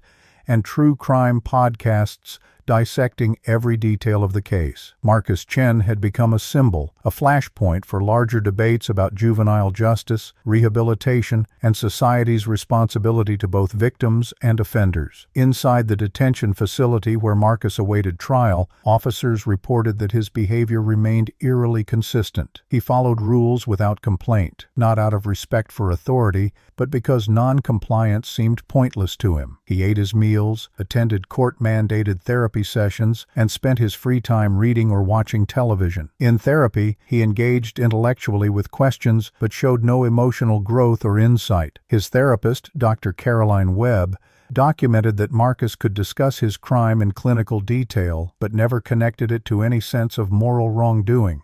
When she asked how he imagined his mother felt in her final moments, Marcus responded that he assumed she felt scared and confused.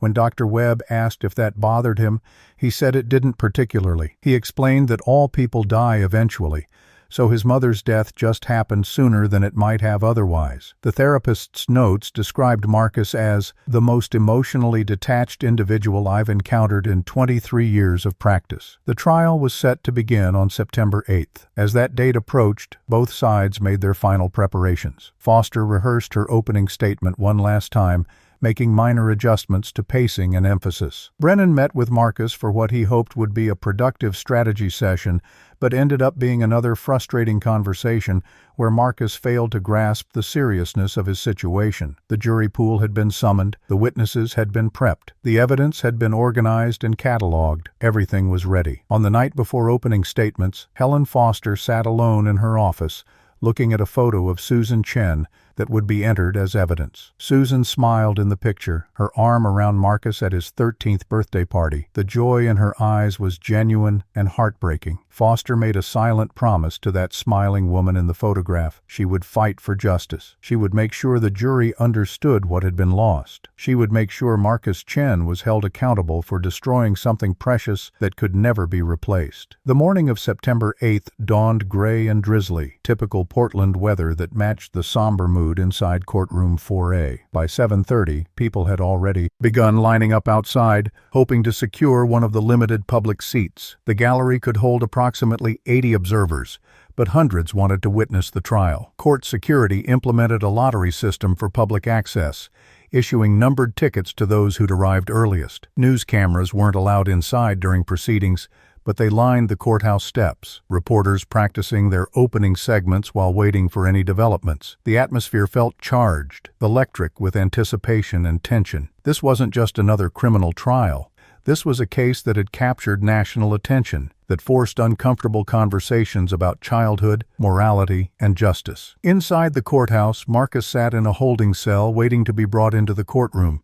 He'd been provided dress clothes, a navy suit that his father had purchased, and he looked painfully young sitting there. Officers who transported him noted that he seemed more interested in the architecture of the courthouse than the trial that would determine his fate. He asked questions about how old the building was, what other famous cases had been tried there, whether judges actually used gavels, or if that was just a movie thing. His casual curiosity in the face of such serious circumstances continued to unsettle everyone who interacted with him. One officer mentioned to a colleague that it felt like escorting someone to a museum visit rather than a murder trial. The disconnect was profound and disturbing. At 8:45, Judge Whitmore entered her chambers and reviewed her notes one final time. She'd presided over hundreds of trials, but this one weighed on her differently. The defendant was a child, regardless of the legal designation. The victim was his mother, someone who by all accounts had been loving and devoted. The crime was heinous and the evidence overwhelming, yet she had a responsibility to ensure fairness,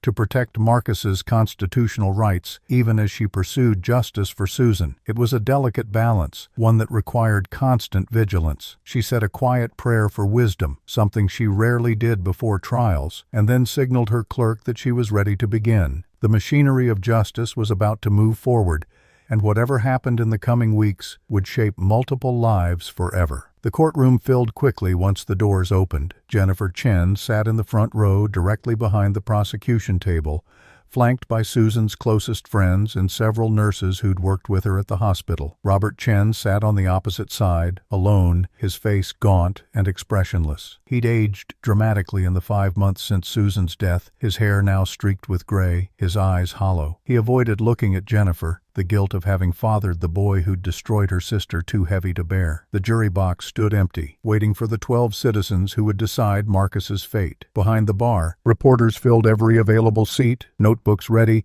watching every detail with professional intensity. The rest of the gallery held a mixture of concerned citizens, legal observers, and people who'd followed the case obsessively online. At 9 o'clock precisely, Judge Whitmore entered the courtroom. Everyone stood as she took her seat at the bench. "Please be seated," she said, her voice carrying authority but also weariness. "We are here today to begin the trial of Marcus Chen, charged with murder in the first degree. Before we bring in the jury, I want to address everyone present. This trial involves disturbing evidence and emotional testimony. I expect decorum at all times. Any outbursts will result in immediate removal from the courtroom. The defendant is entitled to a fair trial, and I will ensure he receives one. Is that understood?" Murmurs of agreement rippled through the gallery. Judge Whitmore nodded to the bailiff, who went to retrieve the jury. The jury selection process had taken 3 days, with both sides carefully vetting potential jurors for bias and preconceptions. The final 12 consisted of 7 women and 5 men,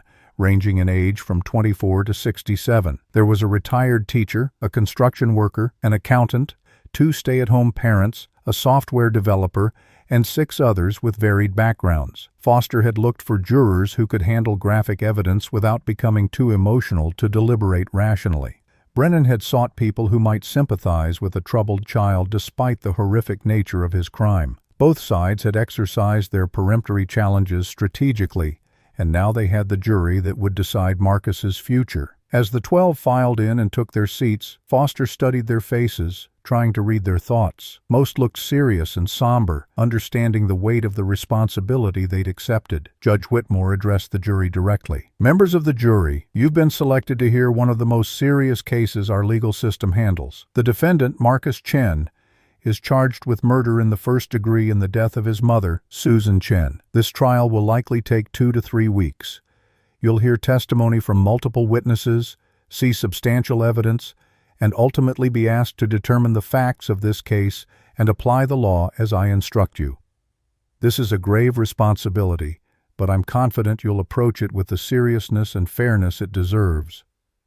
She paused, letting her words sink in. "We'll now hear opening statements from both sides. These statements are not evidence, but rather each side's perspective on what the evidence will show. Ms. Foster, you may proceed." Helen Foster rose from her seat, buttoning her jacket as she approached the jury box. She made eye contact with each juror before beginning, establishing a connection that would be crucial throughout the trial. "Good morning. My name is Helen Foster, and I represent the state of Oregon in this case. Over the next few weeks, you're going to hear evidence about April 15th of this year, a day that began normally for Susan Chen and ended with her life being taken by her own son."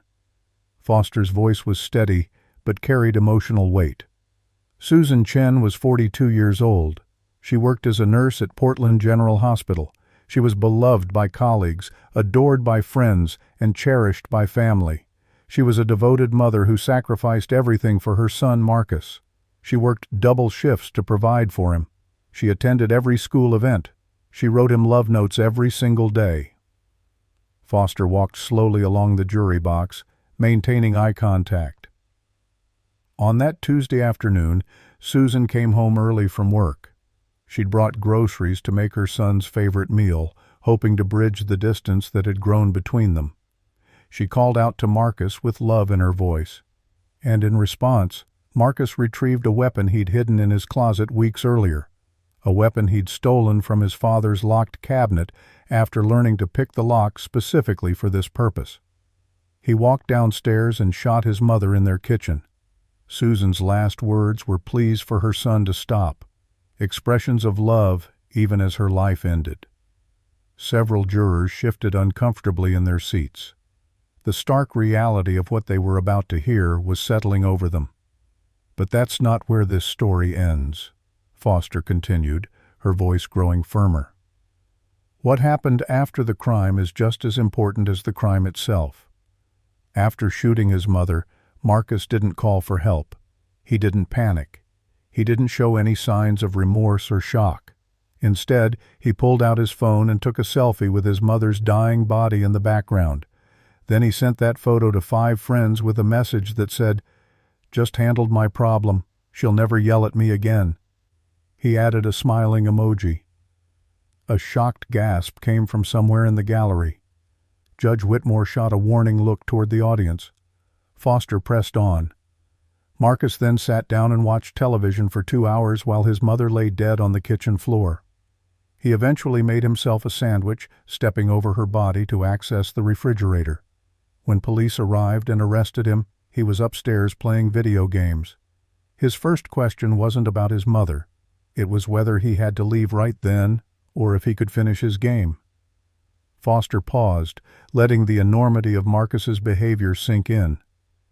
The evidence will show you that Marcus Chen planned this crime. He knew exactly what he was doing, and he felt no remorse whatsoever. When interviewed by detectives, when asked if he regretted his actions, he said no. When asked if he thought about his mother's suffering, he said he hadn't really considered it. When asked what he would do differently, he said he'd be more careful about the messages he sent. Not that he wouldn't commit the crime, just that he'd be more careful about getting caught. Foster returned to her table, placing her hands on it and leaning forward slightly. Ladies and gentlemen, this case is about accountability. It's about a 14-year-old who chose to end his mother's life because she set boundaries he didn't like. The evidence will prove beyond any reasonable doubt that Marcus Chen is guilty of first-degree murder. Thank you. David Brennan rose slowly from the defense table, his expression somber and thoughtful. He understood the uphill battle he faced. Foster's opening statement had been devastating, laying out facts that were essentially undisputed. But his job wasn't to deny what happened. His job was to provide context, to humanize Marcus despite everything, to plant seeds of doubt about premeditation. He approached the jury box with his hands clasped in front of him, his demeanor respectful and measured. Good morning, ladies and gentlemen. My name is David Brennan, and I represent Marcus Chen. I want to begin by acknowledging something that Ms. Foster said. This is a tragedy. Susan Chen died in a horrible way, and nothing that happens in this courtroom will bring her back. Her family deserves compassion, and Marcus's actions caused immeasurable pain. I'm not here to minimize that or to excuse it. Brennan paused, making sure he had the jury's attention. But I am here to ask you to look beyond the surface of this case and consider the complete picture. Marcus Chen is 14 years old. His brain is not fully developed. The science is clear on this point. The parts of the brain responsible for impulse control, for understanding long-term consequences, for regulating emotions, those parts don't finish developing until the mid-20s. When Marcus made this terrible decision, he was operating with the neurological capacity of a child, not an adult. That doesn't excuse what he did, but it provides important context for understanding how it happened. Several jurors nodded slightly, seeming receptive to this argument. Brennan felt a flicker of hope. Maybe he could reach at least some of them. The prosecution wants you to believe that Marcus is a cold-blooded calculator who planned this crime meticulously, but the evidence will show something different. Yes, Marcus took a weapon from his father's cabinet. Yes, he used that weapon to shoot his mother. But where's the careful planning Ms. Foster described? If Marcus had truly planned this crime, would he have sent messages to his friends immediately afterward? Would he have left the weapon in his closet where police easily found it? Would he have stayed in the house waiting to be caught? Brennan gestured toward Marcus, who sat expressionless at the defense table. These aren't the actions of a criminal mastermind. These are the actions of a troubled child who made an impulsive, terrible decision and then didn't know how to process what he'd done. Brennan walked along the jury box, his voice taking on a more passionate tone. "You're going to hear testimony about Marcus's mental state. You'll hear from experts who will explain that Marcus suffers from significant psychological issues that affect his ability to understand and process emotions normally. These aren't issues he chose. These aren't issues he created deliberately. These are conditions that shaped how he viewed the world and how he responded to conflict. Does that excuse taking a life? Absolutely not. But it's relevant to the question of premeditation and deliberation, which the prosecution must prove beyond a reasonable doubt to convict on first-degree murder." Several jurors were taking notes now, their expressions thoughtful. Brennan was doing better than he'd hoped, though he knew Foster would counter these arguments effectively during the trial. "I want to talk about the selfie and the messages because I know those images are going to be difficult to see and understand. They were difficult for me to understand when I first saw them. But here's what you need to know. Marcus's psychological condition affects how he processes significant events. When something overwhelming happens, his brain doesn't respond the way a typical brain would. The messages and the photo weren't celebrations. They were a confused child's attempt to process an incomprehensible situation. It's disturbing. It's inappropriate. But it's not evidence of premeditation." Brennan knew this was a stretch, but he had to provide some explanation for behavior that would otherwise seem inexplicable. He couldn't simply ignore the elephant in the courtroom. He had to address it head-on and try to reframe it. "The prosecution is going to present testimony from Dr. Stevens, their forensic psychologist. He's going to tell you that Marcus can't be rehabilitated, that he's essentially hopeless.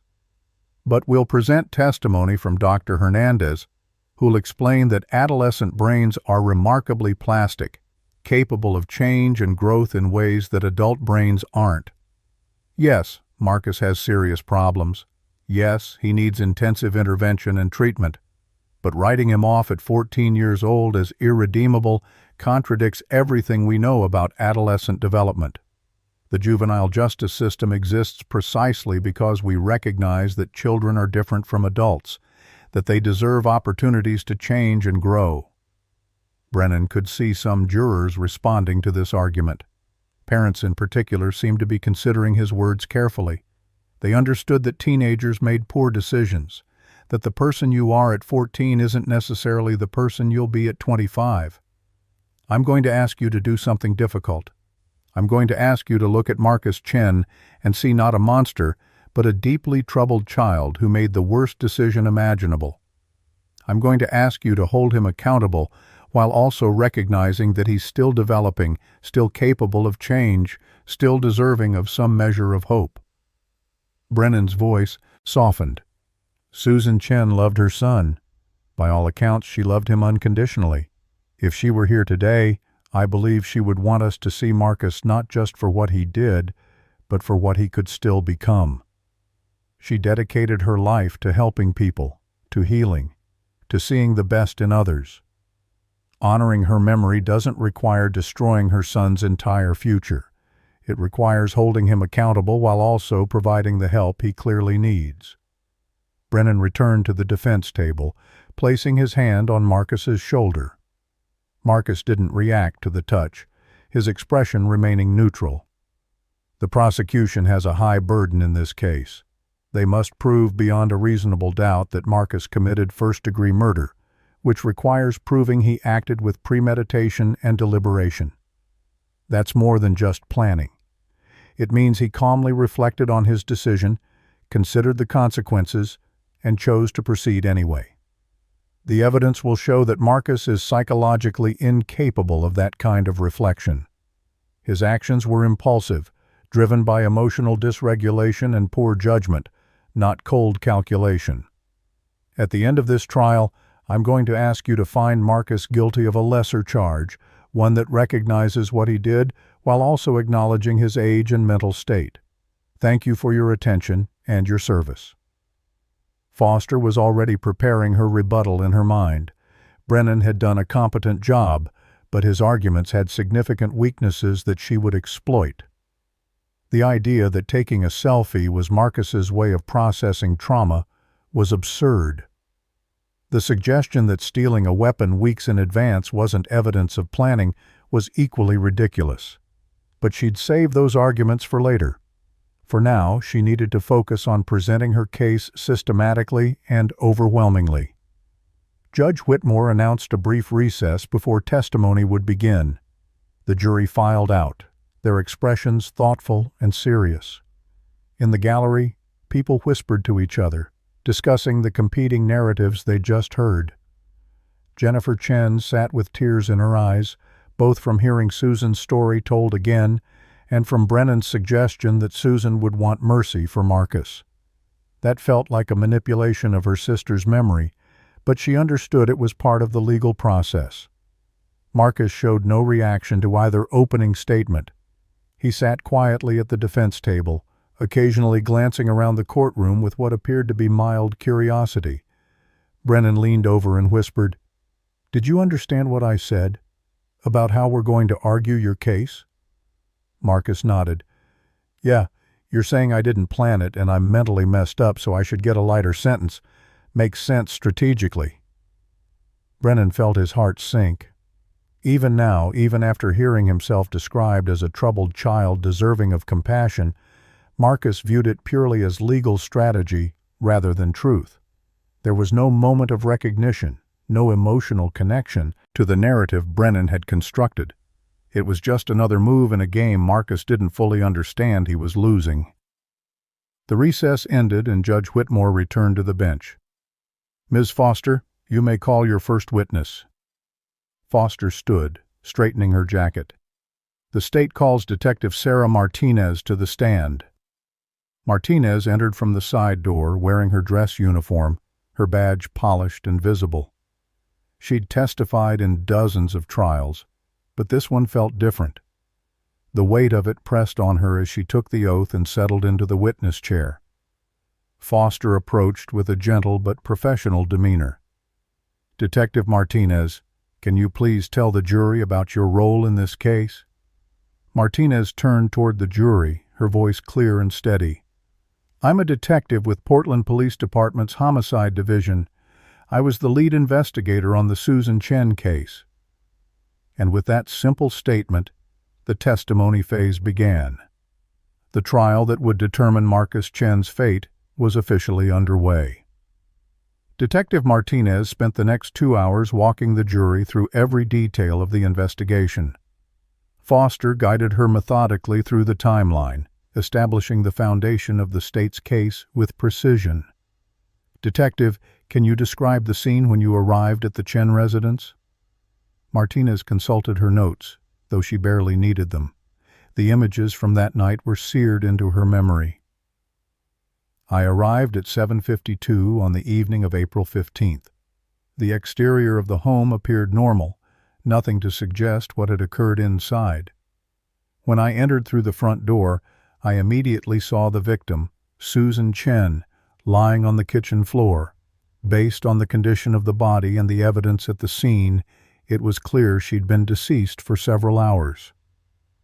Her professional tone couldn't completely mask the emotion beneath. This case had affected her deeply. Foster displayed crime scene photographs on large screens positioned so both the jury and gallery could see them. Several jurors visibly reacted, one woman bringing her hand to her mouth. The images showed Susan's body in the position she'd fallen, her hand still reaching outward. The grocery bag sat on the counter in the background, a heartbreaking reminder of her intentions that afternoon. "Detective Martinez, what did the position of the victim's body tell you about her final moments?" Martinez studied the photograph, her jaw tightening. The victim's body position and the lack of defensive wounds suggested she wasn't physically fighting back. Her hand was extended, reaching toward where the shooter would have been standing. Based on our reconstruction, Susan Chen spent her final moments pleading with her son, trying to reason with him, not defending herself physically. The detail landed heavily on the jury. Foster let it sit for a moment before continuing. "What did you find in the defendant's bedroom? Martinez pulled out another set of photographs. We found the weapon used in the crime in the defendant's closet, partially hidden behind shoeboxes. It was a handgun registered to the defendant's father, Robert Chen. The weapon had been taken from a locked cabinet in the master bedroom. We later determined that Marcus had learned to pick the lock on that cabinet and had accessed the weapon approximately 3 weeks before the incident. We found instructional videos on lockpicking in his browser history dated to late March. Brennan made a note but didn't object. The evidence was properly obtained and devastating to their theory that Marcus acted impulsively. Foster introduced the text messages and the selfie as evidence. As the image appeared on screen, Marcus smiling with his mother's body visible behind him, an audible reaction swept through the courtroom. Several jurors looked away. One appeared to be fighting tears. Jennifer Chen turned her face into the victim advocate's shoulder, unable to look at the image that had haunted her since she'd first learned of its existence. Judge Whitmore maintained her composure, but even she seemed shaken by the casual cruelty captured in that photograph. Detective Martinez, when you interviewed the defendant, what was his demeanor? Martinez looked directly at Marcus, who met her gaze without expression. The defendant showed no signs of distress, remorse, or emotional response. He discussed the crime matter-of-factly, as if describing a mundane event rather than taking his mother's life. Foster played portions of the interrogation video for the jury. Marcus's flat voice filled the courtroom. She was always in my business. Yesterday was just the day I decided I was done with it. The casual tone sent chills through the gallery. When the clip ended, Foster turned back to Martinez. In your 15 years of experience as a detective, have you ever encountered a juvenile defendant who displayed this level of detachment from such a serious crime? Martinez shook her head slowly. Never. Most juveniles break down during questioning. They cry, they apologize, they show shock at what they've done. Marcus Chen showed none of those responses. It was unlike anything I'd encountered in my career. Brennan knew he'd need to undermine this testimony during cross-examination, but the jury's faces told him they'd already formed strong impressions. When Brennan's turn came for cross-examination, he approached carefully. He couldn't attack Martinez directly because she was credible and sympathetic. Instead, he needed to highlight what the investigation hadn't found. Detective Martinez, during your investigation, did you find any evidence that Marcus had been planning this crime for months? Martinez considered the question. We found evidence he'd accessed the weapon approximately 3 weeks before the incident. Brennan nodded. 3 weeks, not months. And did you find detailed plans, written notes about how he'd commit the crime, escape routes, anything like that? Martinez admitted she hadn't. So the only evidence of planning is that he learned to pick a lock and took the weapon 3 weeks prior. Martinez agreed, though she added, learning to pick that specific lock and taking the weapon demonstrates forethought and planning, regardless of how long before the incident it occurred. Brennan moved to another angle. Detective, you testified that Marcus sent messages to friends immediately after the incident, correct? Martinez confirmed. And he left the weapon in his closet where it was easily found? Again, Martinez agreed. He stayed in the house rather than fleeing? Yes. These aren't the actions of someone trying to avoid getting caught, are they? Martinez's expression sharpened. Mr. Brennan, I've investigated many crimes.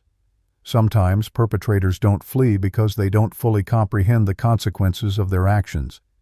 That doesn't mean they didn't plan the crime itself. Marcus Chen may not have planned his post-crime behavior, but the evidence clearly shows he planned the murder. It was a strong response that undercut Brennan's point. Several jurors nodded at Martinez's logic. Brennan wrapped up his cross-examination without having made significant headway. The prosecution called Susan's co-workers next. 3 nurses who'd worked with her at Portland General Hospital testified about her character. Maria Rodriguez, a fellow ER nurse, spoke through tears. Susan was the heart of our emergency department. She stayed late to comfort patients who had no family. She brought homemade meals for co-workers going through difficult times. She talked about Marcus constantly, always with pride and love. She'd show us photos, tell us about his accomplishments. She was so proud to be his mother. The testimony painted a vivid picture of who Susan had been, making her real to the jury rather than just a victim in crime scene photos. Foster knew that humanizing Susan was crucial. The jury needed to understand exactly what Marcus had destroyed. Dr. Patricia Lawson, the medical examiner, provided clinical testimony about Susan's injuries and time of death. Her testimony was technical but necessary to establish the elements of the crime. Foster then called Tyler Chen, one of the friends who'd received Marcus's messages. The 17-year-old looked nervous on the stand, clearly uncomfortable testifying against someone he'd once considered a friend. "Tyler, when you received the message from Marcus with the photo attached, what was your reaction?" Tyler's voice shook slightly. "At first I thought it was fake, like a screenshot from a movie or something he'd edited, but it looked too real, so I called him to ask what was going on." Foster asked what Marcus said during that call. Tyler glanced at Marcus before answering. He sounded normal, maybe even excited. He said he'd finally handled his problem, that things would be peaceful now. He was laughing. I couldn't believe what I was hearing. I hung up and called the police immediately. The testimony continued through the afternoon. Neighbor Carol Henderson described hearing what she now realized was the fatal shot, but dismissing it as a car backfiring. Susan's sister Jennifer took the stand late in the day, though Foster had decided to save her victim impact statement for the sentencing phase. For now, Jennifer simply testified about Susan's relationship with Marcus. "My sister loved that boy more than anything in the world. Everything she did was for him. She worked herself to exhaustion to give him opportunities. When things got difficult between them, she tried everything. Therapy, heart-to-heart conversations, setting boundaries, removing boundaries. Nothing worked. But she never stopped trying. She never stopped loving him. Even that last day, she came home early hoping to connect with him. She brought ingredients for his favorite meal. That's who my sister was. Always hoping, always loving, right until the end." By the time Judge Whitmore adjourned for the day, the prosecution had painted a comprehensive picture of the crime and its impact. The jury filed out looking emotionally drained. The gallery emptied slowly, people processing what they'd heard and seen. Marcus was led back to the holding area, his expression unchanged from the morning. He'd sat through hours of testimony about his crime, about his mother's character, about the devastation he'd caused, and he'd shown no visible reaction to any of it. Officers transporting him back to detention later reported that he'd asked what was for dinner and whether he could have access to books from the facility library. His priorities remained firmly in the mundane, rather than reflecting on the weight of what he'd done. The disconnect between the emotional intensity of the trial and Marcus's detachment grew more stark with each passing hour. The second week of trial focused on psychological testimony, the battleground where both sides would fight over Marcus's mental state and capacity. District Attorney Foster called Dr. Michael Stevens first, knowing his evaluation would be crucial to proving that Marcus understood his actions and lacked any capacity for rehabilitation. Dr. Stevens took the stand with the calm authority of someone who'd testified in hundreds of cases. His credentials were impeccable. 30 years of forensic psychology, over 2,000 evaluations, published research on juvenile offenders. Foster walked him through his assessment process methodically. "Dr. Stevens, how many hours did you spend evaluating Marcus Chen?" The doctor consulted his notes. "Approximately 18 hours over 5 separate sessions, plus several hours reviewing records, test results, and collateral information." Foster guided him through his findings. Can you explain to the jury what you discovered during your evaluation? Dr. Stevens turned toward the jury, his expression serious. Marcus Chen presents with severe antisocial personality disorder with narcissistic features. This manifests in several ways. First, he demonstrates a profound lack of empathy. When I showed him photographs of his mother from happier times, he displayed no emotional response whatsoever. No changes in pupil dilation, heart rate, or facial expression. It was as if he were looking at images of a complete stranger. Several jurors shifted uncomfortably. Second, he shows no capacity for genuine remorse or guilt. He can intellectually understand that others view his actions as wrong, but he doesn't internalize that understanding. To him, his mother's death solved a problem. That's the extent of his emotional processing. Dr. Stevens continued, his voice measured but grave. Third, Marcus exhibits what we call instrumental aggression rather than reactive aggression. Reactive aggression is impulsive, emotional, a response to perceived threat or anger. Instrumental aggression is calculated, goal-oriented, using violence as a tool to achieve a desired outcome. Marcus's actions fall clearly into the instrumental category. He identified his mother as an obstacle to his desired lifestyle. He acquired the means to eliminate that obstacle. He waited for an appropriate opportunity. He executed his plan. And he felt satisfaction at having solved his problem. That's not impulsive behavior. That's calculated problem-solving using lethal means. The testimony was devastating to the defense's theory. Brennan made notes furiously, knowing he'd need to challenge these conclusions during cross-examination. Foster asked the critical question. Dr. Stevens, in your professional opinion, does Marcus Chen have the capacity for rehabilitation within any reasonable time frame? Dr. Stevens paused before answering, choosing his words carefully. The research on antisocial personality disorder, particularly when it manifests this severely at such a young age, is not encouraging. True rehabilitation would require Marcus to develop capacities he fundamentally lacks: empathy, moral reasoning, emotional connection to others. These aren't skills you can simply teach through therapy or intervention. They're foundational aspects of psychological development that should have formed during early childhood. Marcus's brain didn't develop these capacities, and at 14, with patterns this entrenched, the likelihood of developing them now is extremely low. Could he learn to mimic appropriate emotional responses? Perhaps. Could he learn to follow rules to avoid punishment? Possibly. But genuine rehabilitation, actual internal change, the evidence suggests that's unlikely. Foster let that assessment settle over the jury before asking her final question. If Marcus Chen were released into society, say at age 21 or 25, what would be your assessment of the public safety risk? Dr. Stevens met her gaze directly. Based on his psychological profile and complete lack of remorse for this crime, I would assess him as a high risk for future violence.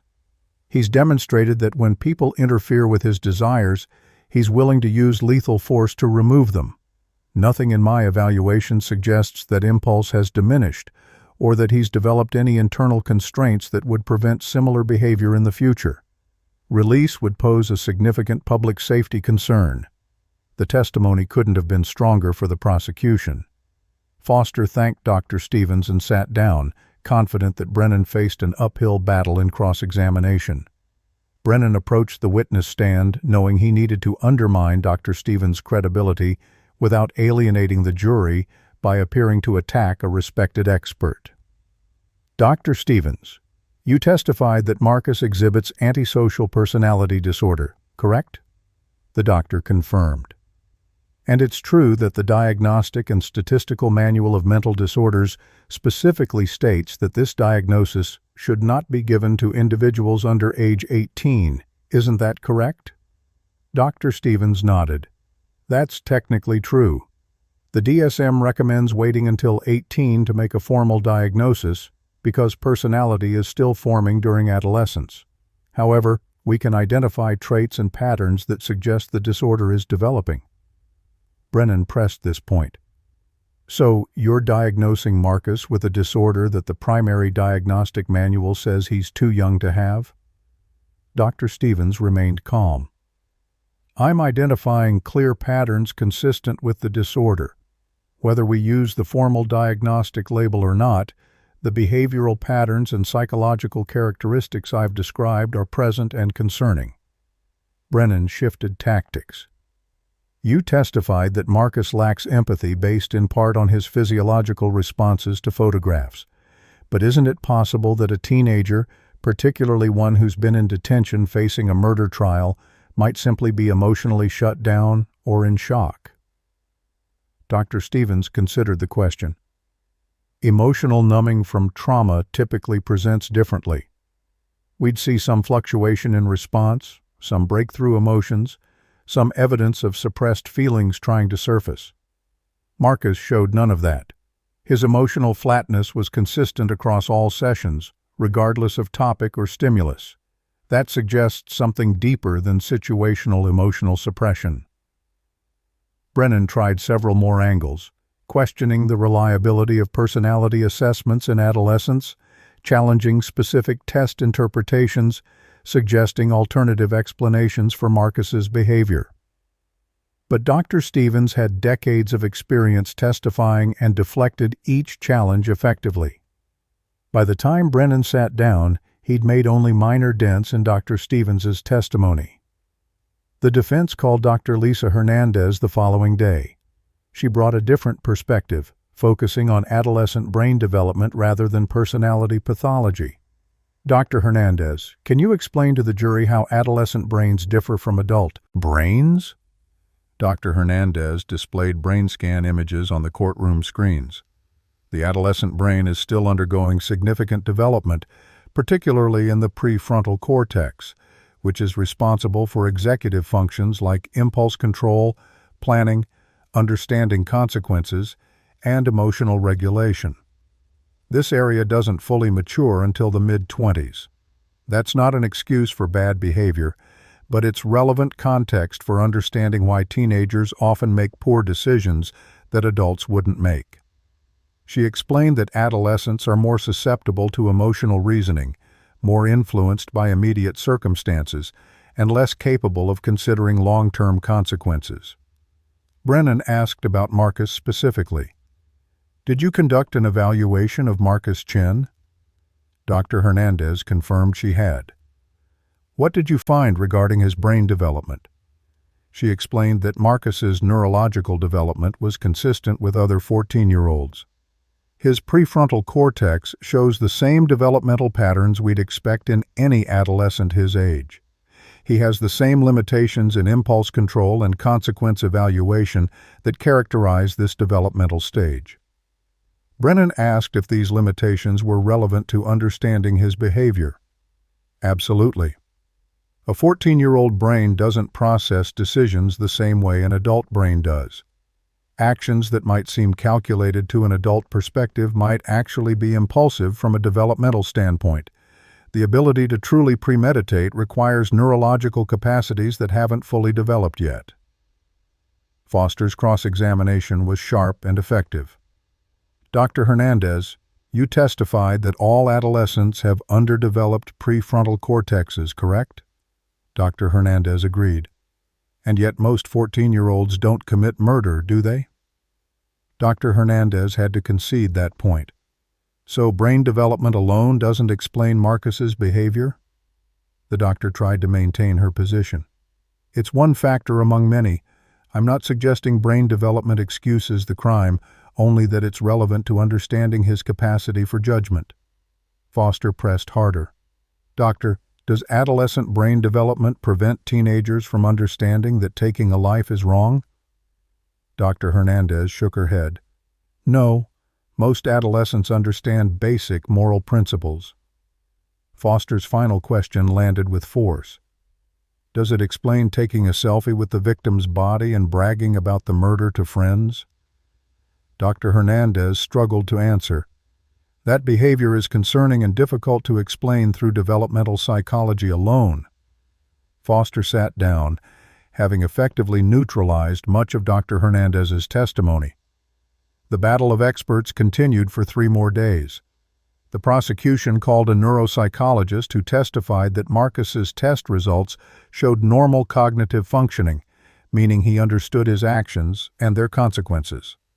The defense called a trauma specialist who argued that Marcus might be suffering from undiagnosed attachment disorder stemming from early childhood experiences. Back and forth the testimony went, each side trying to shape the jury's understanding of Marcus's mental state. But ultimately, the prosecution's narrative proved stronger. Dr. Stevens's testimony about Marcus's complete lack of empathy and remorse aligned with what the jury had already seen in the interrogation videos and heard from Detective Martinez. The defense's attempts to attribute Marcus's behavior to brain development or undiagnosed disorders felt like reaches, explanations that didn't quite fit the evidence. By the end of the expert testimony phase, the courtroom atmosphere had shifted. The initial shock and horror had given way to a grim understanding. Marcus Chen wasn't a normal teenager who'd made a catastrophic mistake. He was something else, something the experts struggled to fully categorize but that everyone could sense.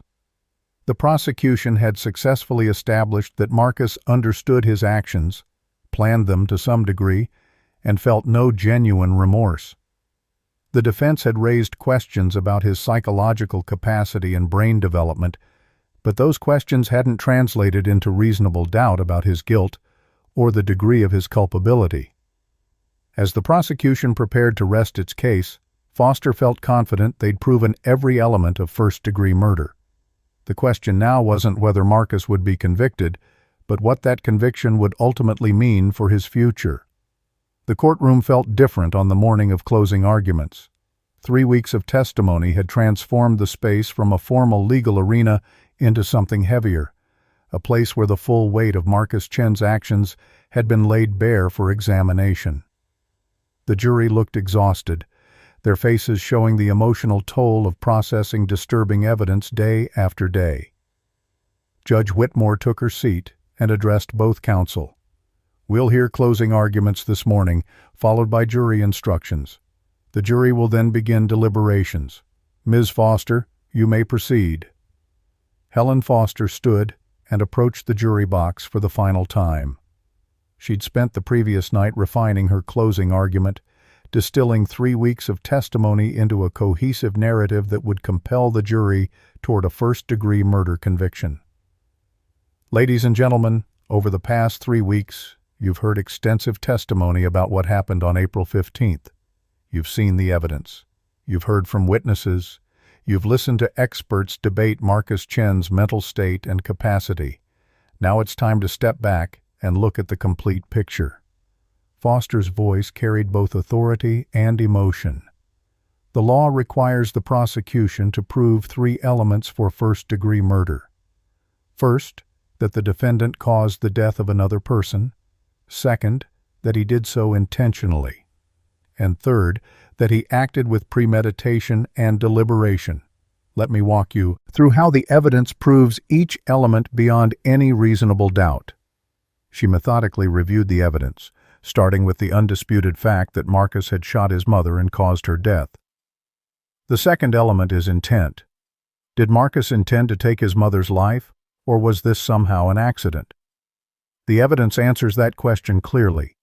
Marcus retrieved a weapon he'd stolen weeks earlier. He approached his mother in the kitchen. When she begged him to stop, pleaded with him, told him she loved him, he pulled the trigger anyway. That's intentional conduct. There's no other reasonable interpretation. Foster paused, making eye contact with each juror. But the critical element, the one that distinguishes first-degree murder from lesser charges, is premeditation and deliberation. Did Marcus think about this beforehand? Did he reflect on his decision? The defense wants you to believe this was an impulsive act by a troubled teenager. Let's examine whether that claim holds up under scrutiny. Foster displayed a timeline on the courtroom screens. 3 weeks before April 15th, Marcus searched online for videos on how to pick locks, specifically how to pick the type of lock on his father's gun cabinet. That's not impulse. That's planning. He then practiced picking that lock until he succeeded. That's not impulse. That's determination. He took the weapon and hid it in his closet behind shoeboxes where it wouldn't be found. That's not impulse. That's concealment. For 3 weeks, he had that weapon available. 3 weeks to change his mind, to talk to someone, to choose a different path. Instead, he waited for the right opportunity. When his mother came home early that Tuesday, presenting herself alone and vulnerable, Marcus made his move. That's not impulse, that's execution of a plan. But perhaps the strongest evidence of premeditation comes from what happened after the crime, Foster continued, her voice growing stronger. Marcus didn't panic. He didn't break down. He didn't show any signs of someone who'd acted impulsively and immediately regretted it. Instead, he pulled out his phone and took a selfie with his dying mother in the background. He carefully selected the best photo from multiple attempts. He composed messages to his friends bragging about what he'd done. He added a smiling emoji. Then he sat down and watched television.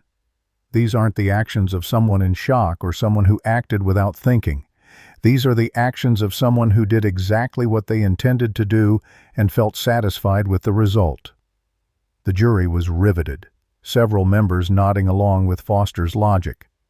The defense has suggested that Marcus's age and brain development mean he couldn't truly premeditate. But think about what that argument requires you to believe. It requires you to believe that a 14-year-old is sophisticated enough to learn lockpicking, clever enough to hide a weapon for weeks without detection, but simultaneously too immature to understand what he was doing. That doesn't make sense. You can't have it both ways. Either Marcus has the cognitive capacity to plan and execute complex actions, which the evidence clearly shows he does, or he doesn't. The defense wants you to focus on his age and ignore his actions. But justice requires us to focus on what actually happened, not on theoretical discussions about adolescent brain development. Foster walked slowly along the jury box, her voice softening slightly. The defense also wants you to believe that Marcus's psychological issues somehow negate premeditation. But Dr. Stevens explained clearly that Marcus has antisocial personality disorder, which affects his empathy and remorse, not his ability to plan and reflect. Foster returned to the prosecution table and picked up a photograph of Susan Chen. She held it up for the jury to see. This is who Marcus destroyed. Susan Chen was a devoted mother, a skilled nurse, a beloved friend and sister. She worked double shifts to provide for her son. She attended every school event. She wrote him love notes every single day. On April 15th, she came home early hoping to bridge the distance that had grown between them. She brought groceries to make his favorite meal, and Marcus repaid her love by taking her life. Foster's voice cracked slightly with emotion. Susan spent her final moments begging her son to stop, telling him she loved him. And he shot her anyway.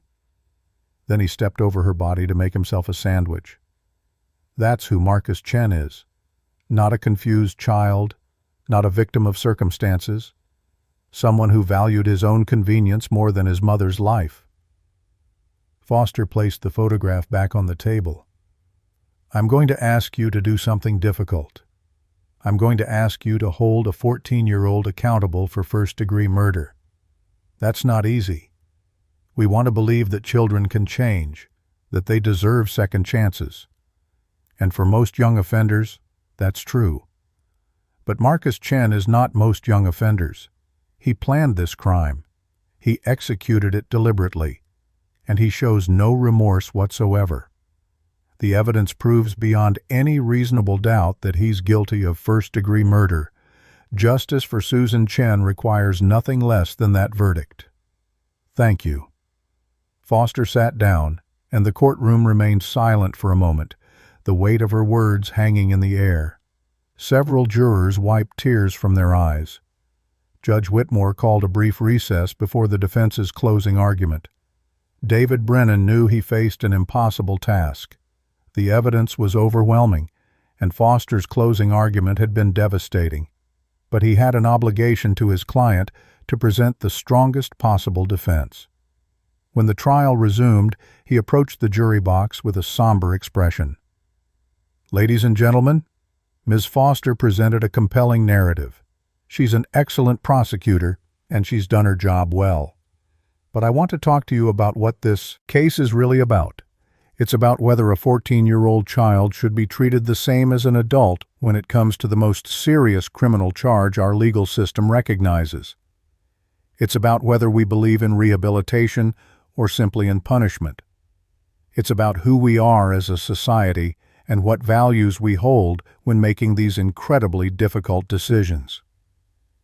Brennan could see some jurors responding to his framing, though others looked skeptical. Ms. Foster spent much of her closing argument trying to convince you that Marcus's planning proves premeditation. But let's think carefully about what premeditation really means. It's not just planning. Teenagers plan things all the time. They plan how to sneak out of the house. They plan how to access things their parents have restricted. Planning alone doesn't equal adult-level premeditation. True premeditation requires the capacity to fully understand long-term consequences, to genuinely weigh the moral implications of your actions, to reflect deeply on the irreversible nature of what you're about to do. Dr. Hernandez testified that the adolescent brain literally doesn't have the neurological capacity for that level of reflection. Marcus could plan the tactical aspects of his actions without truly comprehending their permanent consequences. Some jurors seemed to consider this argument, though Brennan could tell he wasn't breaking through to everyone. The prosecution showed you that selfie and those text messages over and over again, and for good reason. They're disturbing. They're inappropriate. They seem to show someone celebrating a horrible act. But I want you to consider another possibility. What if those actions weren't celebrations, but rather a complete psychological disconnect? A 14-year-old's inability to process what he'd just done. Marcus's brain was overwhelmed by what had happened. Instead of processing it emotionally, which would require psychological capacities he doesn't have, he documented it like it was something external, something happening to someone else. It's disturbing, yes, but it's not necessarily evidence of cold calculation. Brennan could see this argument wasn't landing well. The jury's expressions suggested they found his explanation unconvincing, a desperate attempt to reframe behavior that seemed clearly damning. Brennan decided to shift to his stronger argument, focusing on Marcus's age and potential for rehabilitation. You've heard expert testimony about how different the adolescent brain is from the adult brain. These aren't minor differences. They're fundamental. The Supreme Court has recognized these differences in multiple cases, acknowledging that children, even teenagers, are less culpable than adults for the same criminal acts because they have less capacity for judgment and self-control. Marcus Chen did something terrible. No one disputes that. But he did it with a 14-year-old's brain, a brain that science tells us is still developing, still forming, still capable of change in ways that adult brains aren't. This argument resonated better, and Brennan pressed forward.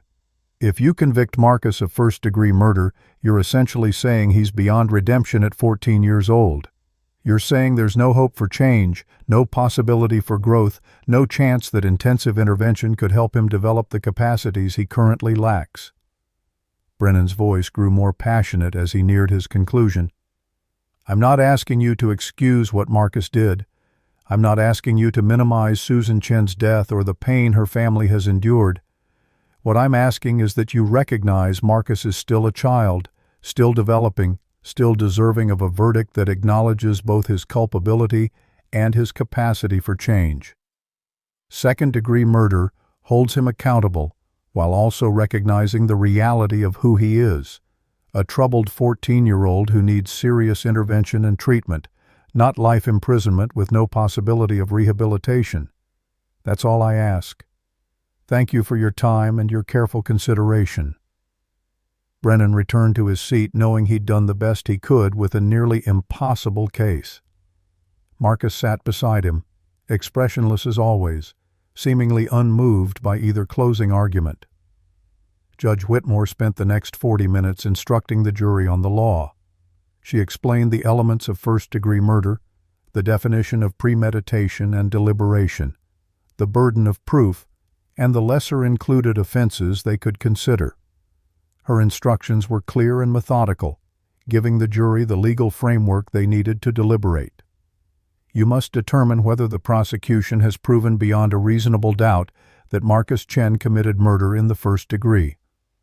If you find they have not met that burden for first-degree murder, you may consider the lesser charge of second-degree murder. Remember that the defendant's age is not a defense to the crime itself, but it may be relevant to your consideration of the degree of culpability.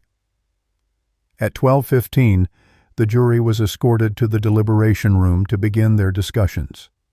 The waiting began. Jennifer Chen sat in the victim's waiting room with Susan's friends, too anxious to leave the courthouse. Robert Chen paced the hallways alone, unable to sit still, unable to focus on anything but the decision being made floors above. The media gathered outside, reporters speculating about how long deliberations might take and what the verdict would be.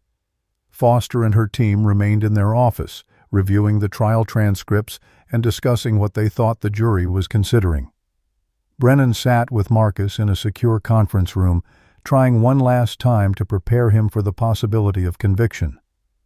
"Marcus, if they come back with a guilty verdict for first-degree murder, the judge will sentence you at a later hearing. You need to understand that could mean spending the rest of your life in prison. Do you understand that?" Marcus nodded. "Yeah, I get it. Life in prison. Pretty straightforward."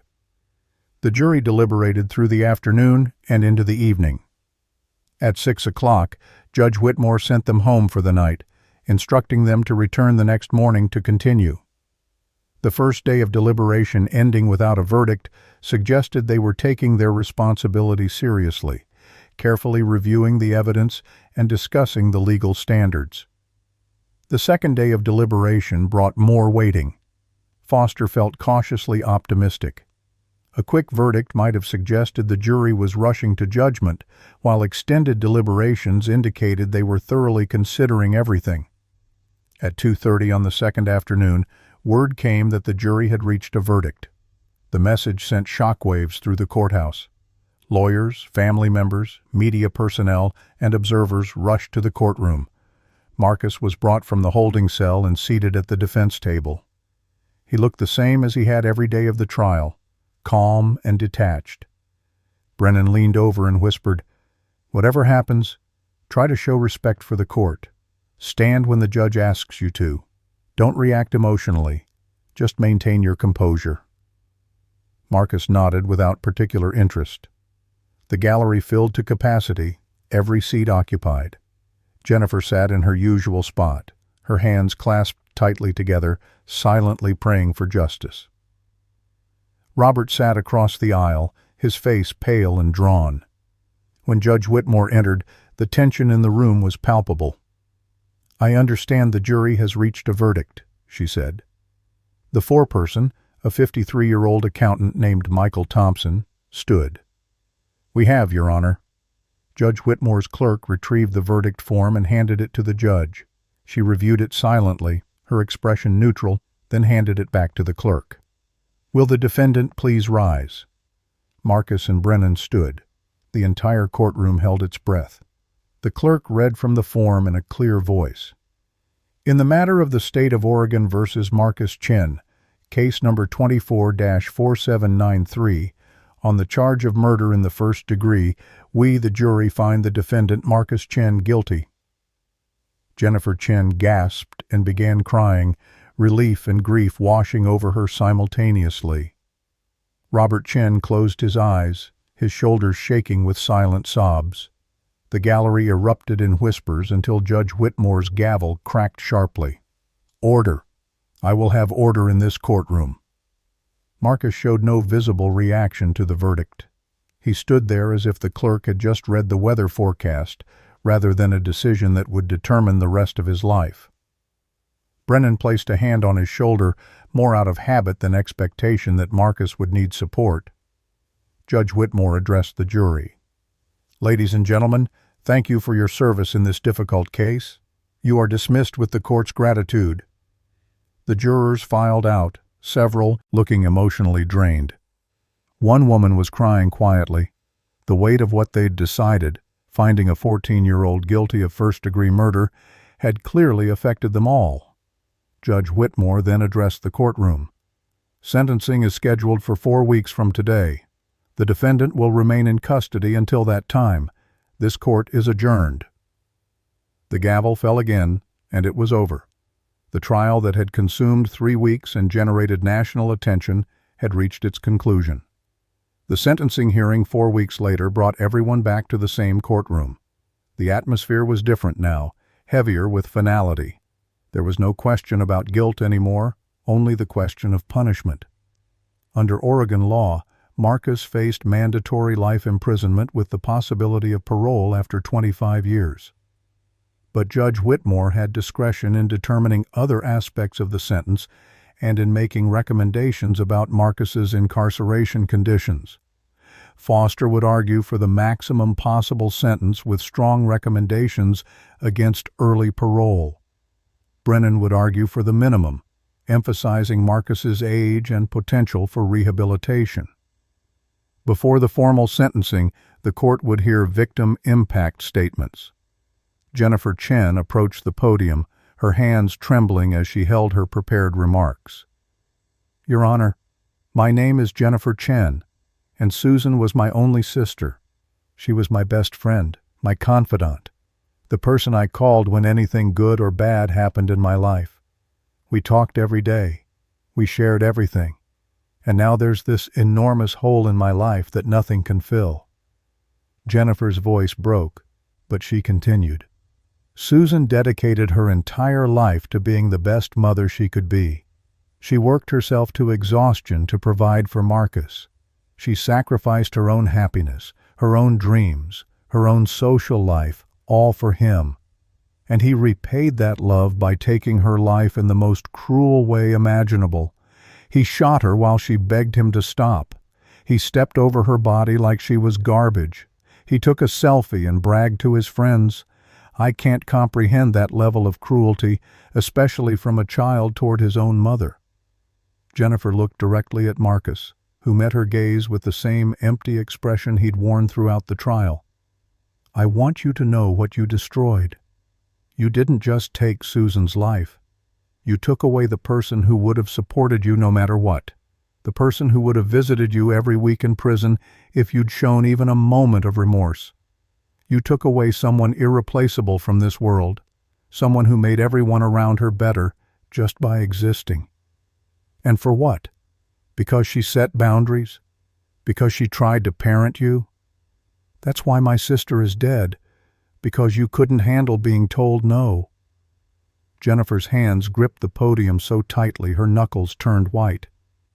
"Your Honor, I'm asking you to impose the maximum sentence allowed by law. Marcus Chen has shown no remorse, no understanding of what he's done, no capacity for change. He's dangerous, and he should never be released. My sister deserves that justice. Society deserves that protection." Robert Chen declined to make a statement. The pain of the situation, being the father of both victim and perpetrator in different ways, was too much to articulate publicly. Several of Susan's co-workers and friends made brief statements, echoing Jennifer's sentiments and painting a picture of the remarkable person who'd been lost. When the victim impact statements concluded, Judge Whitmore asked if Marcus wished to address the court before sentencing. Brennan had coached him extensively on what to say, but he had little hope Marcus would follow the script. Marcus stood, and the courtroom fell silent. "I understand that what I did was wrong according to society's standards. I understand that my mother is dead because of my actions. I'm sorry for the pain this has caused my family." The words were flat, rehearsed, carrying no genuine emotion. It was perhaps the most damaging thing Marcus could have said because the lack of sincerity was painfully obvious to everyone present. Judge Whitmore studied Marcus for a long moment before speaking. "Marcus Chen, you have been found guilty by a jury of your peers of murder in the first degree. The evidence presented at trial showed a level of premeditation, callousness, and complete absence of remorse that I have rarely encountered in my decades on the bench. You planned this crime, you executed it deliberately, and you celebrated it afterward. Your mother's final moments were spent begging you to stop, expressing love for you even as you ended her life. And your response was to document your crime and brag about it. The judge's voice carried controlled anger now. I've heard the defense argue that you're just a child, that you deserve a chance at rehabilitation. But rehabilitation requires certain basic capacities, the ability to feel remorse, to understand the harm you've caused, to genuinely want to change.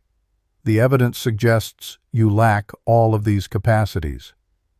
Judge Whitmore continued, her words measured but heavy with finality.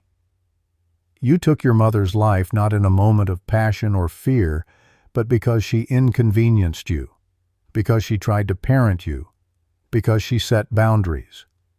That's not the thinking of someone who made a tragic mistake. That's the thinking of someone fundamentally disconnected from human empathy and moral reasoning. Dr. Stevens testified that releasing you into society would pose a significant public safety risk. I agree with that assessment. She paused, letting the weight of her next words settle. Marcus Chen, you are hereby sentenced to life imprisonment with the possibility of parole after 25 years. However, I am making a strong recommendation to the parole board that you should serve significantly more than the minimum before any release consideration. Additionally, I'm ordering comprehensive psychological evaluation and treatment throughout your incarceration. The judge's final words echoed through the silent courtroom. You ended your mother's life at 14 years old. The sad reality is that you may very well die in prison, having spent your entire adult life behind bars. That's not because the system is cruel.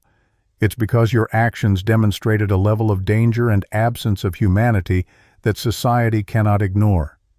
You destroyed the one person who loved you unconditionally, who would have done anything for you. And you did it without hesitation or remorse. May you one day develop the capacity to understand the magnitude of what you've done. This court is adjourned. The gavel fell for the final time. Marcus Chen's fate was sealed. Officers moved forward to escort him from the courtroom. He walked calmly, showing no reaction to the sentence that had just been imposed. Jennifer Chen sobbed in the arms of the victim advocate, finally able to release the emotions she'd held throughout the proceedings. Outside the courthouse, Foster addressed the waiting media. Justice has been served today. Marcus Chen will be held accountable for the terrible crime he committed. While we recognize he's young, the evidence clearly showed he understood his actions and chose to proceed anyway. Susan Chen's memory deserves this outcome. Brennan declined to comment, too emotionally exhausted by the ordeal. The protesters had mostly dispersed, the verdict and sentencing having resolved the immediate questions. As the crowd dissipated and the media packed up their equipment, the Chen case began its transition from current news to legal history. It would be cited in future cases about juvenile sentencing, discussed in law schools, and analyzed by criminologists studying adolescent violence. But for those directly involved, for Jennifer who'd lost her sister, for Robert who'd lost his wife and son, for the jury members who'd shouldered the burden of judgment, the case would never be just an academic topic. It would remain a painful reminder of how a single choice can destroy multiple lives. Marcus Chen was transported to a maximum security correctional facility where he would spend his foreseeable future. Reports from the facility over the following months indicated he'd adapted to prison life with the same emotional detachment he'd shown throughout the trial. He followed rules, participated in required programs, and spent his time reading and exercising. But he showed no signs of the remorse or self-reflection that might one day make rehabilitation possible. His psychological evaluations remained concerning, documenting continued absence of empathy and moral reasoning. 25 years from now, When Marcus became eligible for parole consideration, the board would review his case and determine whether he'd changed enough to warrant release. But based on everything documented in his file, based on his complete inability to connect his actions to genuine moral understanding, most experts agreed that day would likely never come. Marcus Chen had destroyed his mother's life at 14, and in doing so, he'd destroyed his own future as well. The judge's prediction had come true. He would die in prison, having spent his entire adult life paying for the choice he made as a child. Justice had been served, but it brought no one peace. Susan Chen was still gone. And Marcus Chen remained the hollow, emotionless figure who'd ended her life without understanding why that made him a monster.